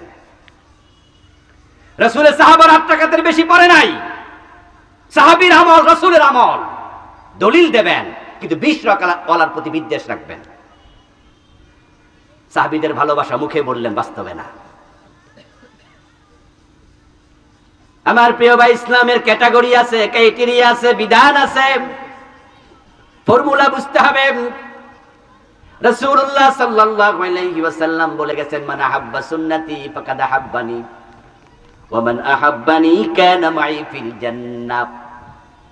যে ব্যক্তি আমার সুন্নাহকে ভালোবাসে সেই আমাকে ভালোবাসে, আর যে আমার সুন্নাহকে ভালোবাসার মাধ্যমে আমার ভালোবাসার প্রমাণ দিয়েছে, সে জান্নাতে আমার সাথে ঢুকবে। এখন সাহাবায়ে কেরাম রাসূলুল্লাহ সাল্লাল্লাহু আলাইহি ওয়াসাল্লামের সুন্নাহকে ফলো করেছেন কদমে কদমে, পায়ে পায়ে। তাই সাহাবায়ে কেরামের সুন্নাহ আমাদেরকে ফলো করতে হবে। আল্লাহর হাবিবের কথার খেলাফ, কোরআনের বিধানের খেলাফ করা যাবে না। ইসলামকে ভালোবাসে বুঝেন, ভালোভাবে বুঝে মারির দাঁত দিয়া কামড়ায় ধরতে হবে, তারপরে আপনার জান্নাত মিলবে। এখন রমাদান আসলো, বাংলাদেশের লোকদের সূরতে পরিবর্তন এসেছে। টুপি দোকানে ভিড় বেড়ে গেছে, পাঞ্জাবি দোকানে কাটতি বেড়ে গেছে, কিন্তু আবার ব্যাংকে গেলে দেখবেন সুদের লেনদেনও বেড়েছে, অফিসে গেলে দেখবেন ঘুষের লেনদেনও বেড়ে গেছে, বাজারে গেলে দেখবেন মহিলার সংখ্যা শপিং মলেও বেড়ে গেছে, বাজারে গেলে দেখবেন দ্রব্য মূল্যের বাজারে আগুন লেগে গেছে। টুপি মাথায় আছে, পাঞ্জাবি বেড়েছে, সুরতে তাকওয়া আসছে, সিরতে আসেনি। আশ্চর্য এক দেশ বাংলাদেশ। পৃথিবীর অনেক দেশে আল্লাহ যাওয়ার সুযোগ আমাকে দিয়েছে, রমাদানেও গিয়েছি, রমাদানের বাইরেও গিয়েছি। আগামী 25 তারিখও দুবাই যাব, 27 তারিখে মক্কা যাবো ইনশাআল্লাহ।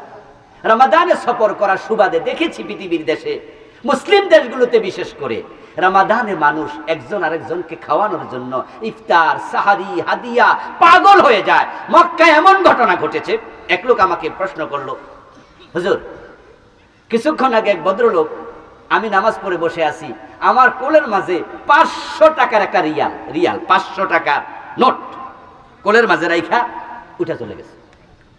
আমি ওরে বলতেছি, বাংলাভাষী মানুষ তো হেরে কেমনে ডাকবো এটাও তো বুঝি না, মোহাম্মদ মোহাম্মদ করে ডাক দিতেছি, হে পিছনের দিকে তাকাইলাম, রাইখা চলে গেছে। মাসালা হল, হুজুর আমি তো ধনী মানুষ, এখন উনি যে দিয়া গেল এটা কি জাকাতের টাকা না হাদিয়ার টাকা বুঝলাম না। 500 টাকার রিয়ালের নোট, হুজুর এখন খাওয়া যায় জরুরি। তখন আমি বললাম যে আসলে উনাকে জিজ্ঞেস করলে ভালো ছিল, উনি যদি হাদিয়া বলতো তাহলে আপনার জন্য এটা হালাল, কিন্তু জাকাত যদি হয় তাহলে তো আপনি ধনী মানুষ, আপনার জন্য এটা হালাল না। তো যেহেতু বেটা মোহাম্মদ করে ডাকছেন, থামে নাই, তাহলে আপনি নিশ্চিত হতে পারলেন না এটা হাদিয়া না জাকাত। কনফিউজ যখন হয়ে গেলেন, আমার ফতোয়া হচ্ছে আপনি ধনী মানুষ, এটা অন্য কাউকে মিসকিনকে দিয়ে দেন। যদি এটা হাদিয়া হিসাবে বেড়া দেয় তাহলে হাদিয়া দিয়া বেড়া সওয়াব পাইছে, দান করে আপনি সওয়াব পাবেন। আর যদি জাকাতের টাকা হয় তাহলে আপনার সওয়াবের নিয়ত করাও দরকার নাই, যে বেড়া দিছে এই বেড়া সওয়াব। মক্কা মদিনায় গেলে দেখবেন যে মানুষ কিভাবে ইফতার খাওয়ানোর জন্য পাগল হয়ে যায়। এই রোজার আগের রোজায়, গত রোজার আগের রোজায়, করোনা যখন শেষ হলো, দুবাইতে 30টা পণ্যের তালিকা সরকার বের করছে, যে নিত্য প্রয়োজনীয় এই দ্রব্যগুলোর মূল্য রমাদান উপলক্ষে কমিয়ে দেয়া হলো এবং এই মূল্যে সারা দেশের সকল ব্যবসায়ীকে বিক্রি করার অর্ডার দেয়া হলো। নিত্য প্রয়োজনীয় জিনিসের 30টা পণ্যের দাম রাষ্ট্রীয়ভাবে কমিয়ে দেয়া হয়েছে। আর বাংলাদেশ যখন রোজা আসে 1 মাস আগ থেকে সবাই দাম বাড়ায় দেয়, ঠিক কিনা? ঠিক কিনা? এমন বাড়ানি বাড়া, কত গরিব মানুষ আছে বাজারে গেলে কানতে কানতে বাড়িতে আসে, সেহরি খাওয়ার জন্য ভালো খাবার পায় না, ডিম পর্যন্ত কিনতে পারে না, এমন রোজাওয়ালা আছে না নাই? আরে ইফতার করবে কি দিয়া? ছোলার দাম বেশি, পেঁয়াজের দাম বেশি, মুড়ির দাম বেশি, বুটের দাম বেশি, কি কিনবে? এমন গরিব মানুষ আছে যারা চাল হাতে নিয়া, হাতের তালুতে রেখে বৃদ্ধাঙ্গুলি দিয়া চাপ দিয়া ময়লা সরাইয়া শুধু চাল দিয়া পানি দিয়ে ইফতার করে, এমন লোক। অথচ এই লোকগুলাই আবার ইফতারের সময় বাজারে 10 জন ইফতার খাওয়াইয়া মনে মনে ভাবে আল্লাহ জান্নাতে দিয়ে দেবে।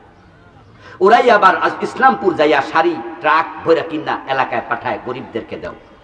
এই লোকগুলো দ্রব্য মূল্য এতটা চড়া করছে, আল্লাহর হাবিব বলেছেন মুহতাকির মালউন, যারা গুদামজাত করে তারা অভিশপ্ত, তারা অভিশপ্ত। পৃথিবীর বিভিন্ন দেশের বিশেষ করে মুসলিম কান্ট্রির লোকেরা 11 মাস ব্যবসা করে, রমাদানে ভর্তুকি দেয়। আর বাংলাদেশের অধিকাংশের কথা বলছি, সবাই না, অধিকাংশ ব্যবসায়ী 11 মাস চুরি করে, রমজানে ডাকাতি করে।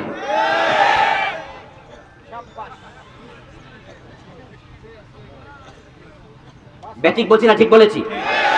আপনি কোনটা দাম বাড়ে নাই, কোনটার দাম বাড়ে নাই? আরো কষ্ট পাচ্ছি, খেজুরের দাম যখন বেড়ে গেল তখন মন্ত্রী সাহেব পরামর্শ দিলেন যে খেজুর দিয়ে ইফতার না কইরা বড় দিয়ে করিয়েন।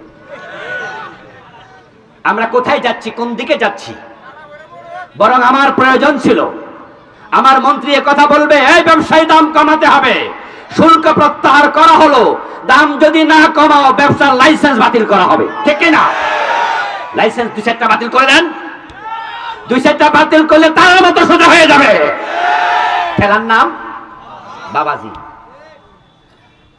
দেখা দেখবেন পত্রপত্রিকায় আসবে, টেলিভিশনে আসবে, বিভিন্ন জায়গায় ভোক্তা অধিকার যারা সংরক্ষণ করে তাদের ম্যাজিস্ট্রেট বিভিন্ন জায়গায় হানা দেয়। দেখবেন যে হোটেল রেস্তোরাঁতে গিয়ে অনিয়ম যখন পায় তখন সেখানে জরিমানা করে চলে আসে। জরিমানা করে কত? জরিমানার অঙ্কটা দেখবেন 50,000, 1 লাখ, 2 লাখ, 3 লাখ। এর চেয়ে বেশি করার নাকি অধিকারও ম্যাজিস্ট্রেট সাহেবের নাই, আইনের বাইন্ডিংস আছে। আচ্ছা, এখন ভোক্তা অধিকার এমন ম্যাজিস্ট্রেট পাঠাইলেন যে বেটা 3 লাখের উপর জরিমানা করতে পারবে না। যেই লোকটা ব্যবসা করতে গিয়া 1 মাসে জাতি থেকে চুরি কইরা লক্ষ টাকা কোটি টাকা কামাই ফেলছে, 30 লাখ 50 লাখ, এই বেটারও যদি 6 মাস পরে যাইয়া 50,000 জরিমানা করেন, বেটাকে ডরাইব না আর খুশি হইব? এই বেটা 50,000 1 লাখ টাকা জরিমানা দিয়া তো মনে মনে ভাববে যাক আগামী 6 মাস আর আইব না, এই 6 মাস নিশ্চিন্তে কাম চালে। বরং যদি অন্যায় বন্ধ করতে হয় তাহলে আপনি মুড়ি দিয়া বুট দিয়া ইফতার না করে, খেজুর দিয়া না করে, বড়ই দিয়ে করুন, এ পরামর্শ নয়। বরং আপনাদের প্রতি আমাদের দাবি থাকবে অসাধু ব্যবসায়ীদের বিরুদ্ধে জেলের যাওয়ার জন্য আইন করা দরকার, লাইসেন্স বাতিলের আইন করা দরকার। তাকওয়া কোন পর্যায়ে গেল? রমাদান মাস এসেছে, কোরআনের মাস রমাদান। ঢাকা বিশ্ববিদ্যালয়ে কোরআন তেলাওয়াত করার কারণে আপনারা দেখেছেন যে তেলাওয়াতকারী ছাত্রদের উপর হামলা হয়েছে। আচ্ছা, যারা হামলা করছে তারা কি ইন্ডিয়ান নাগরিক? যারা মাইর খাইছে তারা কি আফ্রিকান নাগরিক? তারা কি আমরা একই দেশের নাগরিক না? আল্লাহর কোরআন তেলাওয়াত করার রমাদানে বেশি বেশি দরকার আছে না নাই?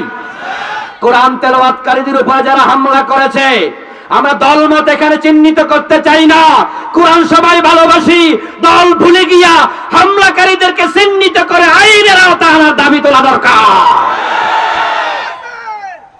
আমার প্রিয় ভাই, যদি চুপ থাকেন অবস্থা কিন্তু ভালো দেখছি না।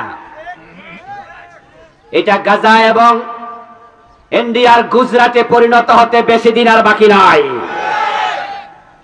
ঢাকা বিশ্ববিদ্যালয় ইতিমধ্যে দেখেছেন, গতকালকে প্রক্টর থেকে সব ডিনদের কাছে চিঠি পাঠিয়ে দিয়েছে, ইউনিভার্সিটির হলগুলোতে কোনো ইফতার মাহফিলের অনুমতি দেয়া যাবে না। গতকালকের খবর বলছি।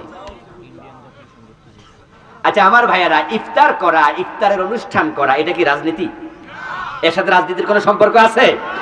এটা সম্পর্ক রোজার সাথে। আমরা ইফতার করানোর জন্য হাদিস শোনাই, যে ব্যক্তি ইফতার করায় তিনি রোজা রেখে যা সওয়াব পেলেন ওই পরিমাণ সওয়াব আল্লাহ আপনাকে আমল নামায় দেবে। এই সওয়াব পাওয়ার জন্য ইফতার করানোর সংস্কৃতি এই দেশে 1000 বছরের সংস্কৃতি, ঠিক না? নিরাপত্তার ভান দেখাইছে, যে নিরাপত্তা জনিত কারণে ইফতার মাহফিল গুলো করার অনুমতি দেয়া যেন না হয়। আমার মুসলমান ভাই, কোরআন পড়লে পিটাবেন, ইফতার করাইলে বন্ধ করে দেবেন, কয়দিন পরে বলবেন রোজাও রাখা যাবে না, কয়দিন পরে বলবেন দাড়ি টুপি মাথায় দেয়া যাবে না, চুপ থাকা যাবে না। দলমত ভুলে গিয়া সকল মুসলমানকে প্রতিবাদী হওয়া লাগবে।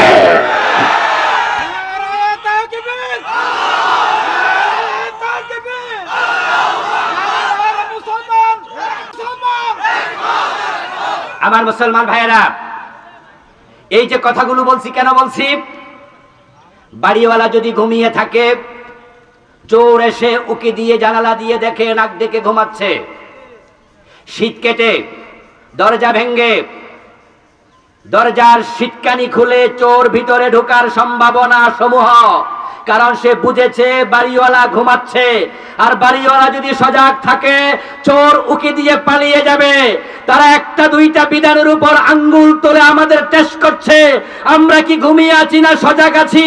যদি ঘুমিয়ে থাকো, আগামী দিনে তোমাদের ধর্মের উপর আঘাত হানতে পারে।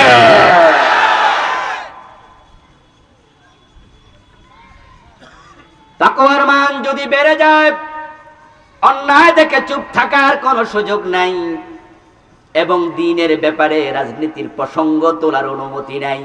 কারণ দল সবার থাকবে, কিন্তু ইসলাম আমাদের সবার। তাই এই বিষয়ে ভিন্ন ভিন্ন দল, কিন্তু ইসলামের ব্যাপারে এক জায়গায় আসা লাগবে, কারণ দ্বীন আমাদের সবার কলিজার চেয়ে প্রিয়, ঠিক নয় কি? রমাদানটাকে ফলপ্রসূ করতে হবে। আগামী রমাদান পর্যন্ত বেঁচে থাকবেন এমন নিশ্চয়তা কি আমাদের একজনের আছে? এই রমজানও জীবনের শেষ রমজান হওয়ার সম্ভাবনা আছে। আলহামদুলিল্লাহ, আমাদের সামনে আরো প্রায় 22 দিনের মতো আছে নাকি? এই 22 দিন আমরা যদি ভালো করে চলি, আমাদের জীবনের জন্য এই রোজাটা ওয়াশিং মেশিনের ভূমিকা রাখবে ইনশাআল্লাহ। একটি প্রোডাক্টিভ রমাদান, ফলপ্রসূ রমাদান সেলিব্রেট করার জন্য আমি কিছু পরামর্শ দিতে চাই। এই পরামর্শগুলো শুনবেন, পরামর্শ শেষ করে উঠবেন, আমরা একসাথে দোয়া করে যাব ইনশাআল্লাহ। এক নাম্বার পরামর্শ, রমাদান হোক কোরআনময়। এই মাসে কোরআন এসেছে। যারা কোরআন তেলাওয়াত পারেন না, আগামী 22 দিনে কোরআন শিখবেন। আজকে শুরু করুন, ফলাফল আল্লাহর হাতে। এই জমিনে কোরআনের চেয়ে সহজ কোন কিতাব আর একটাও নাই। যদিও এটাকে আপনার কাছে কঠিন মনে হয়, কারণ আপনার কাছে শয়তান এসে বলছে এটা কঠিন, অথচ আল্লাহর বক্তব্য কোরআন মাজিদের এক সূরা পর পর 3 বার ওয়ালাকাদ ইয়াসসারনাল কুরআনা লিযিকর হাল মিন মুদ্দাকির। আমি শিখার জন্য, বুঝার জন্য, মানার জন্য কোরআনকে সহজ করে দিয়েছি। কে বলেছে? কে বলেছেন? ওয়ালাকাদ ইয়াসসারনা, অবশ্যই আমি সহজ করেছি। আপনার ধারণা মিথ্যা, আল্লাহর কথা সত্য। যদি আপনি মনে করেন কোরআন কঠিন, আপনার ধারণা মিথ্যা। তার প্রমাণ আমি দিই। মাত্র 5 বছর বয়সে হাফেজ, 7 বছর বয়সে 30 পারা মুখস্থ করেছে এমন ছোট ছোট হাফেজ বাংলাদেশে আছে না নাই? মাত্র 27 দিনে 30 পারা মুখস্থ করে ফেলেছে এমন হাফেজও বাংলাদেশে। 2টা চোখ নাই, জন্মান্ধ হাফেজ এমন হাফেজ বাংলাদেশে আছে না নাই? তোরে 7 বছর বয়সে যে ব্যক্তি 30 পারার হাফেজ, আর আপনি 70 বছর বয়স দেখে দেখে পড়তে পারেন না, দোষটা কোরআনের না আপনার? আমার প্রিয় ভাই, কোরআন পড়ুন। যে কোরআন না পড়ে আল্লাহর কাছে যাবে, আল্লাহ তাকে হাসরের দিন অন্ধ বানাবে। ওয়া নাহশুরু ইয়াউমাল কিয়ামাতি আ'মা। আল্লাহ নিজে বলেন আমি অন্ধ বানিয়ে তুলব। রাসূলুল্লাহ সাল্লাল্লাহু আলাইহি ওয়াসাল্লাম যে কোরআন পড়েনি, কোরআন বুঝিনি, কোরআন মানেনি, তার বিরুদ্ধে আল্লাহর আদালতে মামলা করবেন। وقال الرسول يا رب إن قوم اتخذوا هذا القرآن مهجورا। কোরআন যারা ভালো পড়তে পারেন তাদের প্রতি অনুরোধ থাকবে, বিসমিল্লাহর বা থেকে মিনাল জিন্নাতি ওয়ান নাসের চিন পর্যন্ত পুরাটা কোরআন একবার হলো অর্থ সহ শেষ করবেন। আমার রব কি বলেছে সেটা একটু নিজে জানা দরকার আছে না নাই? প্রতিদিন 5 আয়াতের ব্যাখ্যা পড়বেন। 1 মাসে 150 আয়াত, 5 30 150, 1 বছরে 1800, 4 বছর পড়বেন, পুরা কোরআনের তাফসীর আপনার পড়া হয়ে যাবে ইনশাআল্লাহ। যারা বিশুদ্ধ তেলাওয়াত পারেন না তারা কোরআন খতম করবেন না। রব্বাকারি ইল্লিল কোরআন ওয়াল কোরআনু ইয়ালআনু। কোরআনের এমন পাঠক আছে যে পাঠক কোরআন পড়ার পর কোরআন লানত করে। তার মাঝে একজন হচ্ছে যে ভুল পড়ে। এজন্য শুদ্ধ পড়বেন। কোন একজন হাফেজকে আপনার তেলাওয়াত শোনাবেন, 1 পৃষ্ঠা পড়ে, উনি যদি রিকগনাইজ করে যে হ্যাঁ আপনার তেলাওয়াত শুদ্ধ, রমাদানে কোরআন খতম করা সুন্নাহ। পুরা কোরআন এক খতম পড়বেন, অর্থ সহ পড়া শুরু করুন, সন্তানদের কোরআন পড়ান। 2 নাম্বার পরামর্শ, ইফতারের পূর্বে অবশ্যই দোয়া করবেন। হাদিসে পাওয়া যায় 3 ব্যক্তির দোয়া আল্লাহ ফিরায় না। আস-সাইমু হিনা ইফতির, তার মাঝে একজন হলো সায়েম যখন ইফতার করে। পরিবারে ইফতারের আগে একসাথে বসবেন, ইফতারি সামনে নিয়ে ছেলে মেয়ে বৌজি নিয়ে, তারপর নিজে কোরআন তেলাওয়াত করবেন। আরেকদিন ছেলেরে বলবেন, একদিন মেয়েরে বলবেন, একদিন নিজে হাত তুলবেন, আরেকদিন ওয়াইফরে বলবেন, আরেকদিন বড় ছেলে হাত তুলুক, তারা দোয়া করুক, আপনার চোখের সামনে পড়ুক, রব্বির হামহুমা কামা রব্বায়ানি সগীরা। আপনি যখন থাকবেন না দোয়ার সিস্টেম চালু হোক, মরার পরে দোয়া চলতেই। এমন জায়গা আছেন যেখানে দোয়ার পরিবেশ নাই, গাড়িতে আছেন, দাঁড়াই আছেন, বসে আছেন, সবসময় হাত তোলা জরুরি না। আপনি হাত না তুলে দোয়া করতে পারেন, আল্লাহুম্মা ইন্নাকা আফুব্বুন তুহিব্বুল আফওয়া ফাআফু আন্না। সাহারি খেতে যেহেতু উঠতেই হয়, 20 মিনিট আগে উঠুন, 2 রাকাত 4 রাকাত 8 রাকাত তাহাজ্জুদ করুন। রমাদানে এটা সহজ, যেহেতু সাহারি খেতে উঠতেই হয়, এই অভ্যাসটা চালু রাখো। ফরজ নামাজের আগে কিছু সুন্নাহ আছে, পরে কিছু সুন্নাহ আছে। রমাদানে একটা নফল হয়ে যায় একটা ফরজের সমান, একটা ফরজের সওয়াব হয় কমপক্ষে 70টা সমান, বেড়ে যাবে আরো অনেক গুণ। এই জন্য নফল নামাজের ব্যাপারে যত্নবান হয়। রমাদানে 150 ওয়াক্ত নামাজ 30 দিন যদি হয়, এক ওয়াক্ত যেন জামাত ছাড়া পড়া না হয়। ঠিক 150 ওয়াক্ত জামাতে হবে। তো যে 8 দিন চলে গেছে যাক, সামনের দিনগুলোতে জামাত ছাড়া এক ওয়াক্ত পড়বেন না। রাজি আছেন না? নাই? অবশ্যই সেটা খেয়াল রাখবেন। দান সাদাকা বাড়িয়ে দিন। রমাদান যখন আসতো, প্রিয় নবীর দান এতটাই গতি পেত যে প্রবাহিত বাতাসের চেয়ে দানের গতি বেড়ে যেত। দোকানদার ভাইদেরকে বলবো, দোকানে 10 টাকা 20 টাকার নোট রেখে আলাদা একটা ডিব্বা রাখবেন। যত ফকির আসবে একজনকেও বঞ্চিত করবেন না। বলবেন হুজুর বিরক্ত হয়ে গেছি। আমি বলবো দোস্ত, দিতে দিতে বিরক্ত হলেন, এক জায়গায় বসে ফকিরের দিকে তাকান, সে 100 জায়গায় যায়, বিরক্ত হয় না। এই বাজারে যদি 100 দোকান থাকে, 100 দোকানে টাকা দেয়, সে 99টা কইরা আর একটা রাইখা যাবে না, মনে মনে ভাববে গেলে তো 10 টাকা পাবো। সে যদি ক্যাশে ভর করে, ওই ভিক্ষুক গরিব হয়, তারপরও সে 100 দোকানে যায়, সে হাঁটতে হাঁটতে বিরক্ত হলো না, আর আপনি বসে দিতে দিতে বিরক্ত হলেন। প্রশ্ন করুন তো বিবেককে, আল্লাহ চাইলে কি তার জায়গায় আপনাকে নিয়ে আপনার জায়গায় তাকে বসাতে পারতেন না? এখনো কি পারেন না? তো বিরক্ত হবেন কেন? বরং দিতে পেরেছেন, এই জন্য পড়বেন আলহামদুলিল্লাহ। রাজি আছেন না? নাই? গতকালকে এক ভাইকে আমি এটা বলেছি, ব্যবসায়ী, হুজুর আরে বাবা এত, আমি দেন আরো দেন, আরো দেন, আরো দেন। আপনাকে দেওয়ার তৌফিক কে দিছে? ওর মতো বানাইলে তো 1 মিনিটও লাগে না। এরপরে বলবো, মা বোনদেরকে বাড়িতে বলবেন ধানের চালের জন্য আলাদা একটি বক্স যেন রেখে দেয়। রমাদানে এসে একজন ভিক্ষুক যেন ফিরে না যায়। যারা জাকাত দেন তারা জাকাত রমাদান মাসে দিন, কারণ এই মাসে জাকাত দিলে তা 70 গুণ আরো বেড়ে যাবে। জাকাত দেয়া কি নফল না ফরজ?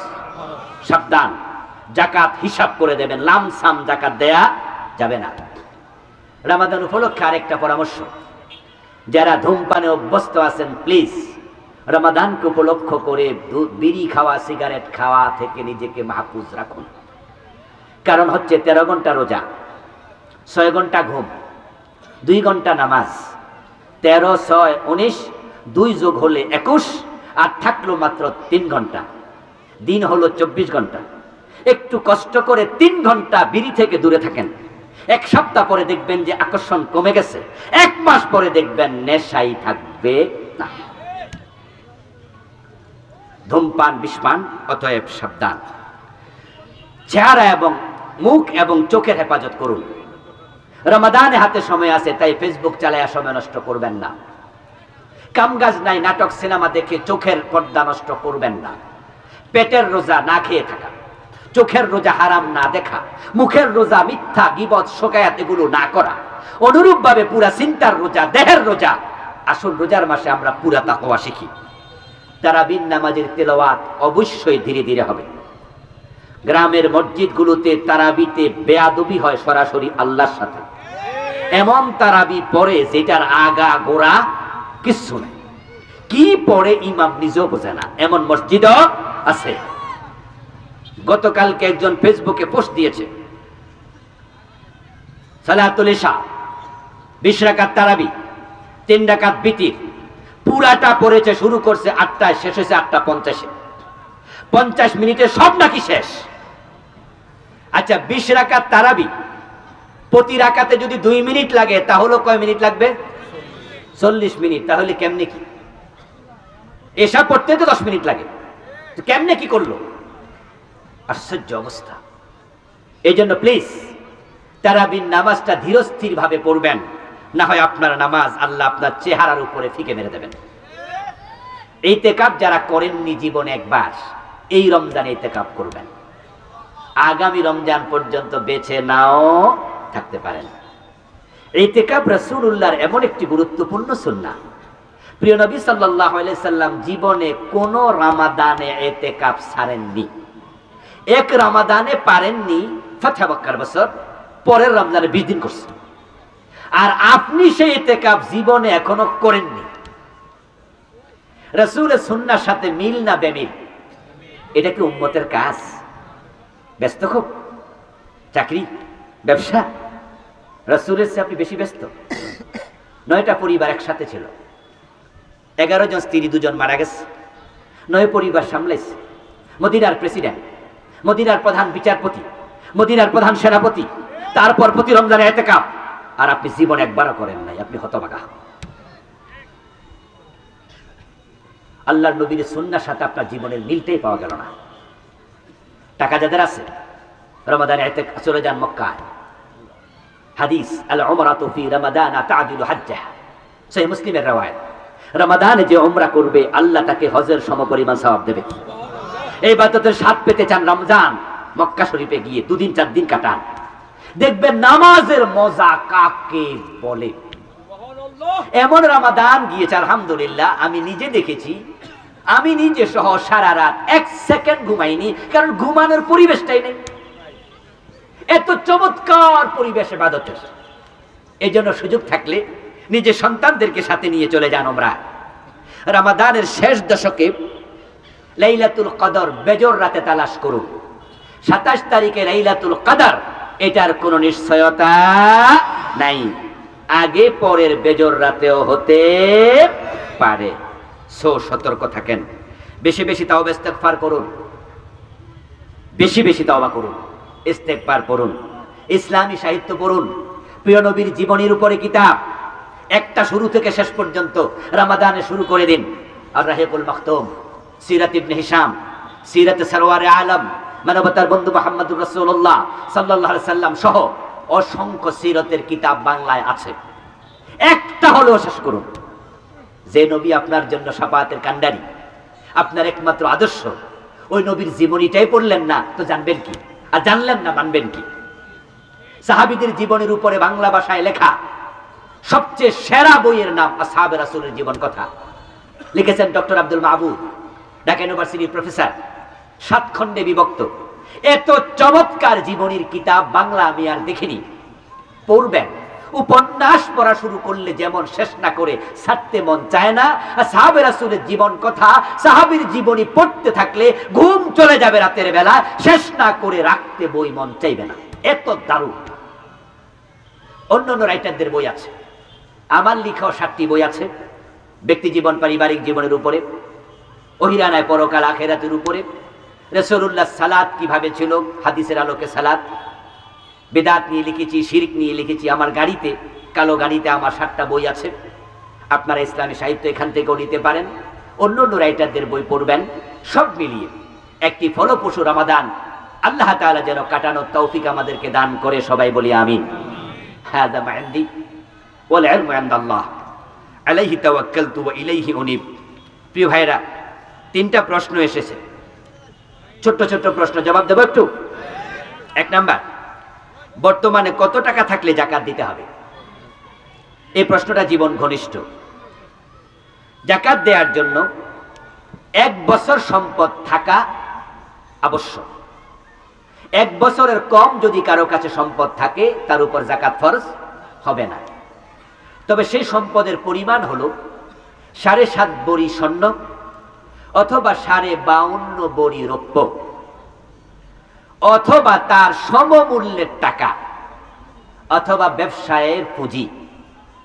যদি আপনার কাছে গচ্ছিত থাকে 1 বছর, তাহলে আপনাকে 2.5% যাকাত দিতে হবে। 7.5 বড়ি স্বর্ণের বর্তমান বাজার মূল্য 7 লাখ টাকার উপরে। 52.5 বড়ি রৌপ্যের মূল্য মাত্র 52,500 টাকা। এখন দুটার ভেরিয়েশন অনেক লম্বা, একবারে ব্যবধান অনেক বেশি। তো আমরা কোনটার দিকে তাকাবো? একদল আলিম বলেন, যদি 7.5 বড়ি স্বর্ণের মূল্য কারো কাছে না থাকে তাহলে সে যাকাত দিতে হবে না, মানে 7.5 লাখ বা 7 লাখ টাকার বেশি। আরেক দল আলেম বলেন, তাহলে তো যাকাত দাতার সংখ্যা খুব কমে যাবে। ইসলাম চেয়েছিল যাকাত দেওয়ার মাধ্যমে দারিদ্র্য বিমোচিত হোক। আমরা বরং বলবো 52.5 ভরি রৌপ্যের মূল্য যদি 1 বছর থাকে তাহলে লোকটা গরিব নয় প্রমাণিত হলো। কারণ 1 বছর যার 52,500 টাকা থেকে যাবে ঘরে অথবা ব্যবসায় পুঁজিতে, সে যদি সেখান থেকে 1250 টাকা নাকি 1 লাখ টাকা 2,500, তাহলে অর্ধেকে 1250 টাকা সে জাকাত দেয়, তাহলে তার তো আরো 51,000 টাকা থেকে গেল। সে গরিব হবে না। এতে করে জাকাত দাতার সংখ্যা বেড়ে যাবে, গরিব পেয়ে উপকৃত হবে। এই জন্য একদল আলেম বলেন রৌপ্যের দিকে তাকিয়ে জাকাত আদায় করুন। তবে স্বর্ণের দিকে তাকিয়ে যদি জাকাত কেউ না দেয় 7.5 লাখ হওয়ার আগ পর্যন্ত, তাকে গুনাহগার বলা যাবে না, কিন্তু এটা উত্তম কাজ নয়। তাই যাদের কাছে 52.5 ভরি রৌপ্যের সমমূল্যের টাকা আছে তারাই জাকাত দিন। জাকাত দিলে মাল বেড়ে যাবে, বলেছেন স্বয়ং আল্লাহ, তুতাহিরহুম ওয়া তুযাক্কিহিম বিহা। জাকাত দেয়া যাবে কাকে? 8 খাতে জাকাত দেয়া যাবে। তার মাঝে ফকির এবং মিসকিন, তারা হচ্ছে 1 নাম্বার ইন্নামাস সাদাকাতু লিল ফুকারা ওয়াল মাসাকিন। তা আমাদের দেশে ফকির মিসকিনের সংখ্যাই বেশি, এদিকে তাকাবেন।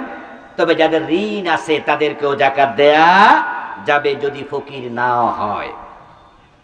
জাকাতের টাকা কোন ইসলামী সংগঠনকে দেয়া যাবে কিনা? চমৎকার প্রশ্ন। জাকাতের টাকা ব্যক্তিগতভাবে দেয়ার কোনো সিস্টেমই ইসলামে ছিল না। যদিও আমাদের দেশে আমরা জাকাত ব্যক্তিগতভাবেই দেই, এর মানে কি দাঁড়ালো? ইসলামী সিস্টেমটা বাংলাদেশে এখন আর নাই। ইসলামী সিস্টেম হলো জাকাত নেবে রাষ্ট্র,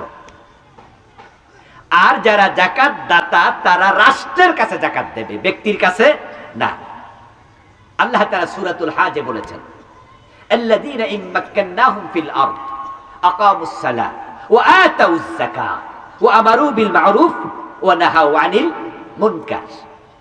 যদি কোনো মুসলিমদেরকে আমি রাষ্ট্র ক্ষমতা দেই, আমি আল্লাহর পক্ষ থেকে তারা 4টা কাজ করবে। 1 নাম্বার নামাজ কায়েম করবে, 2 নাম্বার তারা জাকাত প্রদান করবে। তো রাষ্ট্র জাকাত পাবে কোথায়? এবার আল্লাহ বলছে খুয মিন আমওয়ালিহিম সাদাকা তুতাহিরুহুম ওয়া তুযাক্কিহিম বিহা। ও প্রিয় নবী, আপনি রাষ্ট্রপতি, আপনি ধনীদের থেকে জাকাত নেন, গরিবের মাঝে বন্টন করেন। তাহলে রাসূল রাষ্ট্রপ্রধান, তাহলে বোঝা গেল রাসূল জাকাত নেবে।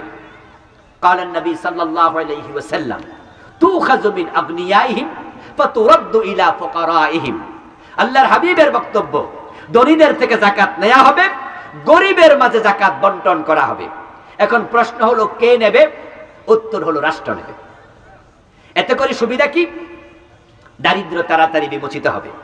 রাষ্ট্র তালিকা করবে তার রাষ্ট্রে কারা কারা গরিব আছে, রাষ্ট্র তালিকা করবে তার রাষ্ট্রে কারা কারা জাকাত দেওয়ার মতো সামর্থ্য আছে। ঠিক যেভাবে ভ্যাট নেওয়া হয়, কর নেওয়া হয়, আইন করে করে রাষ্ট্র জাকাত নেবে। রাষ্ট্র যদি বাংলাদেশ সেটাই করত, গরিবদের মাঝে বন্টন করত, এই পরিমাণ দেবে, যেই পরিমাণ দিলে আগামী বছর এই লোক আর জাকাত খাওয়া দরকার হবে না। এভাবে বন্টন করলে এই লোকটাই আগামী বছর নিজে জাকাত দিতে পারবে। তাহলে একটা রাষ্ট্র স্বাবলম্বী হতে, দারিদ্র বিমোচিত করতে 10 বছরের বেশি লাগবে না। এই ছিল ইসলামী নিয়ম। কিন্তু আমাদের দেশে আমরা এটা রাষ্ট্র করেনি। না করার কারণে আমরা জাকাত দিচ্ছি। এই 52 বছর ধরে জাকাত চলছে, কিন্তু মানুষের দারিদ্রতা কি কমেছে? দিন দিন আরো বাড়ছে। এটা সিস্টেম নয়। এখন রাষ্ট্র যেহেতু এই কাজটি করেনি, কোন সংস্থা, কোন সংগঠন যদি উদ্যোগ নেয় যে আমাদেরকে টাকা দেন, আমরা মানুষের দারিদ্র বিমোচন করার জন্য পরিকল্পনা ভিত্তিক আমরা এই টাকা বিনিয়োগ করব, বিলি বিতরণ করব, আমরা মানুষকে গাড়ি কিনে দেব, আমরা ব্যবসায়ের পুঁজি দেব, আমরা গাই গরু কিনে দেব, আমরা সেলাই মেশিন কিনে দেব। তাহলে রাষ্ট্রের কাজ যদি কোনো সংগঠন, কোনো সংস্থা করে, আর আপনার বিশ্বাস হয় তারা আমানতদারিতার সাথে সেটা করবে, তাহলে ব্যক্তিগতভাবে জাকাত না দিয়ে তাদেরকে দিলেই আরো অনেক বেশি দারিদ্র বিমোচিত হওয়ার সম্ভাবনা বাড়বে। তবে তারা যদি আবার খেয়ানত করে, তাহলে আবার লুজার হয়ে গেলেন। এই জন্য যে কোনো সংগঠন চাইলে দেবেন না, বরং আগে দেখবেন দায়িত্বশীলরা আমানতদার কিনা, মুত্তাকি কিনা। যদি তারা মুত্তাকি হয়, ভালো মানুষ হয়, তাহলে ব্যক্তিগতভাবে জাকাত না দিয়ে সংগঠন বা সংস্থার মাধ্যমে জাকাত দিলেই জাকাতের উদ্দেশ্য অধিক পরিমাণ পূর্ণ হবে ইনশাআল্লাহ। জাযাকুমুল্লাহ, আহসানাল জাযা।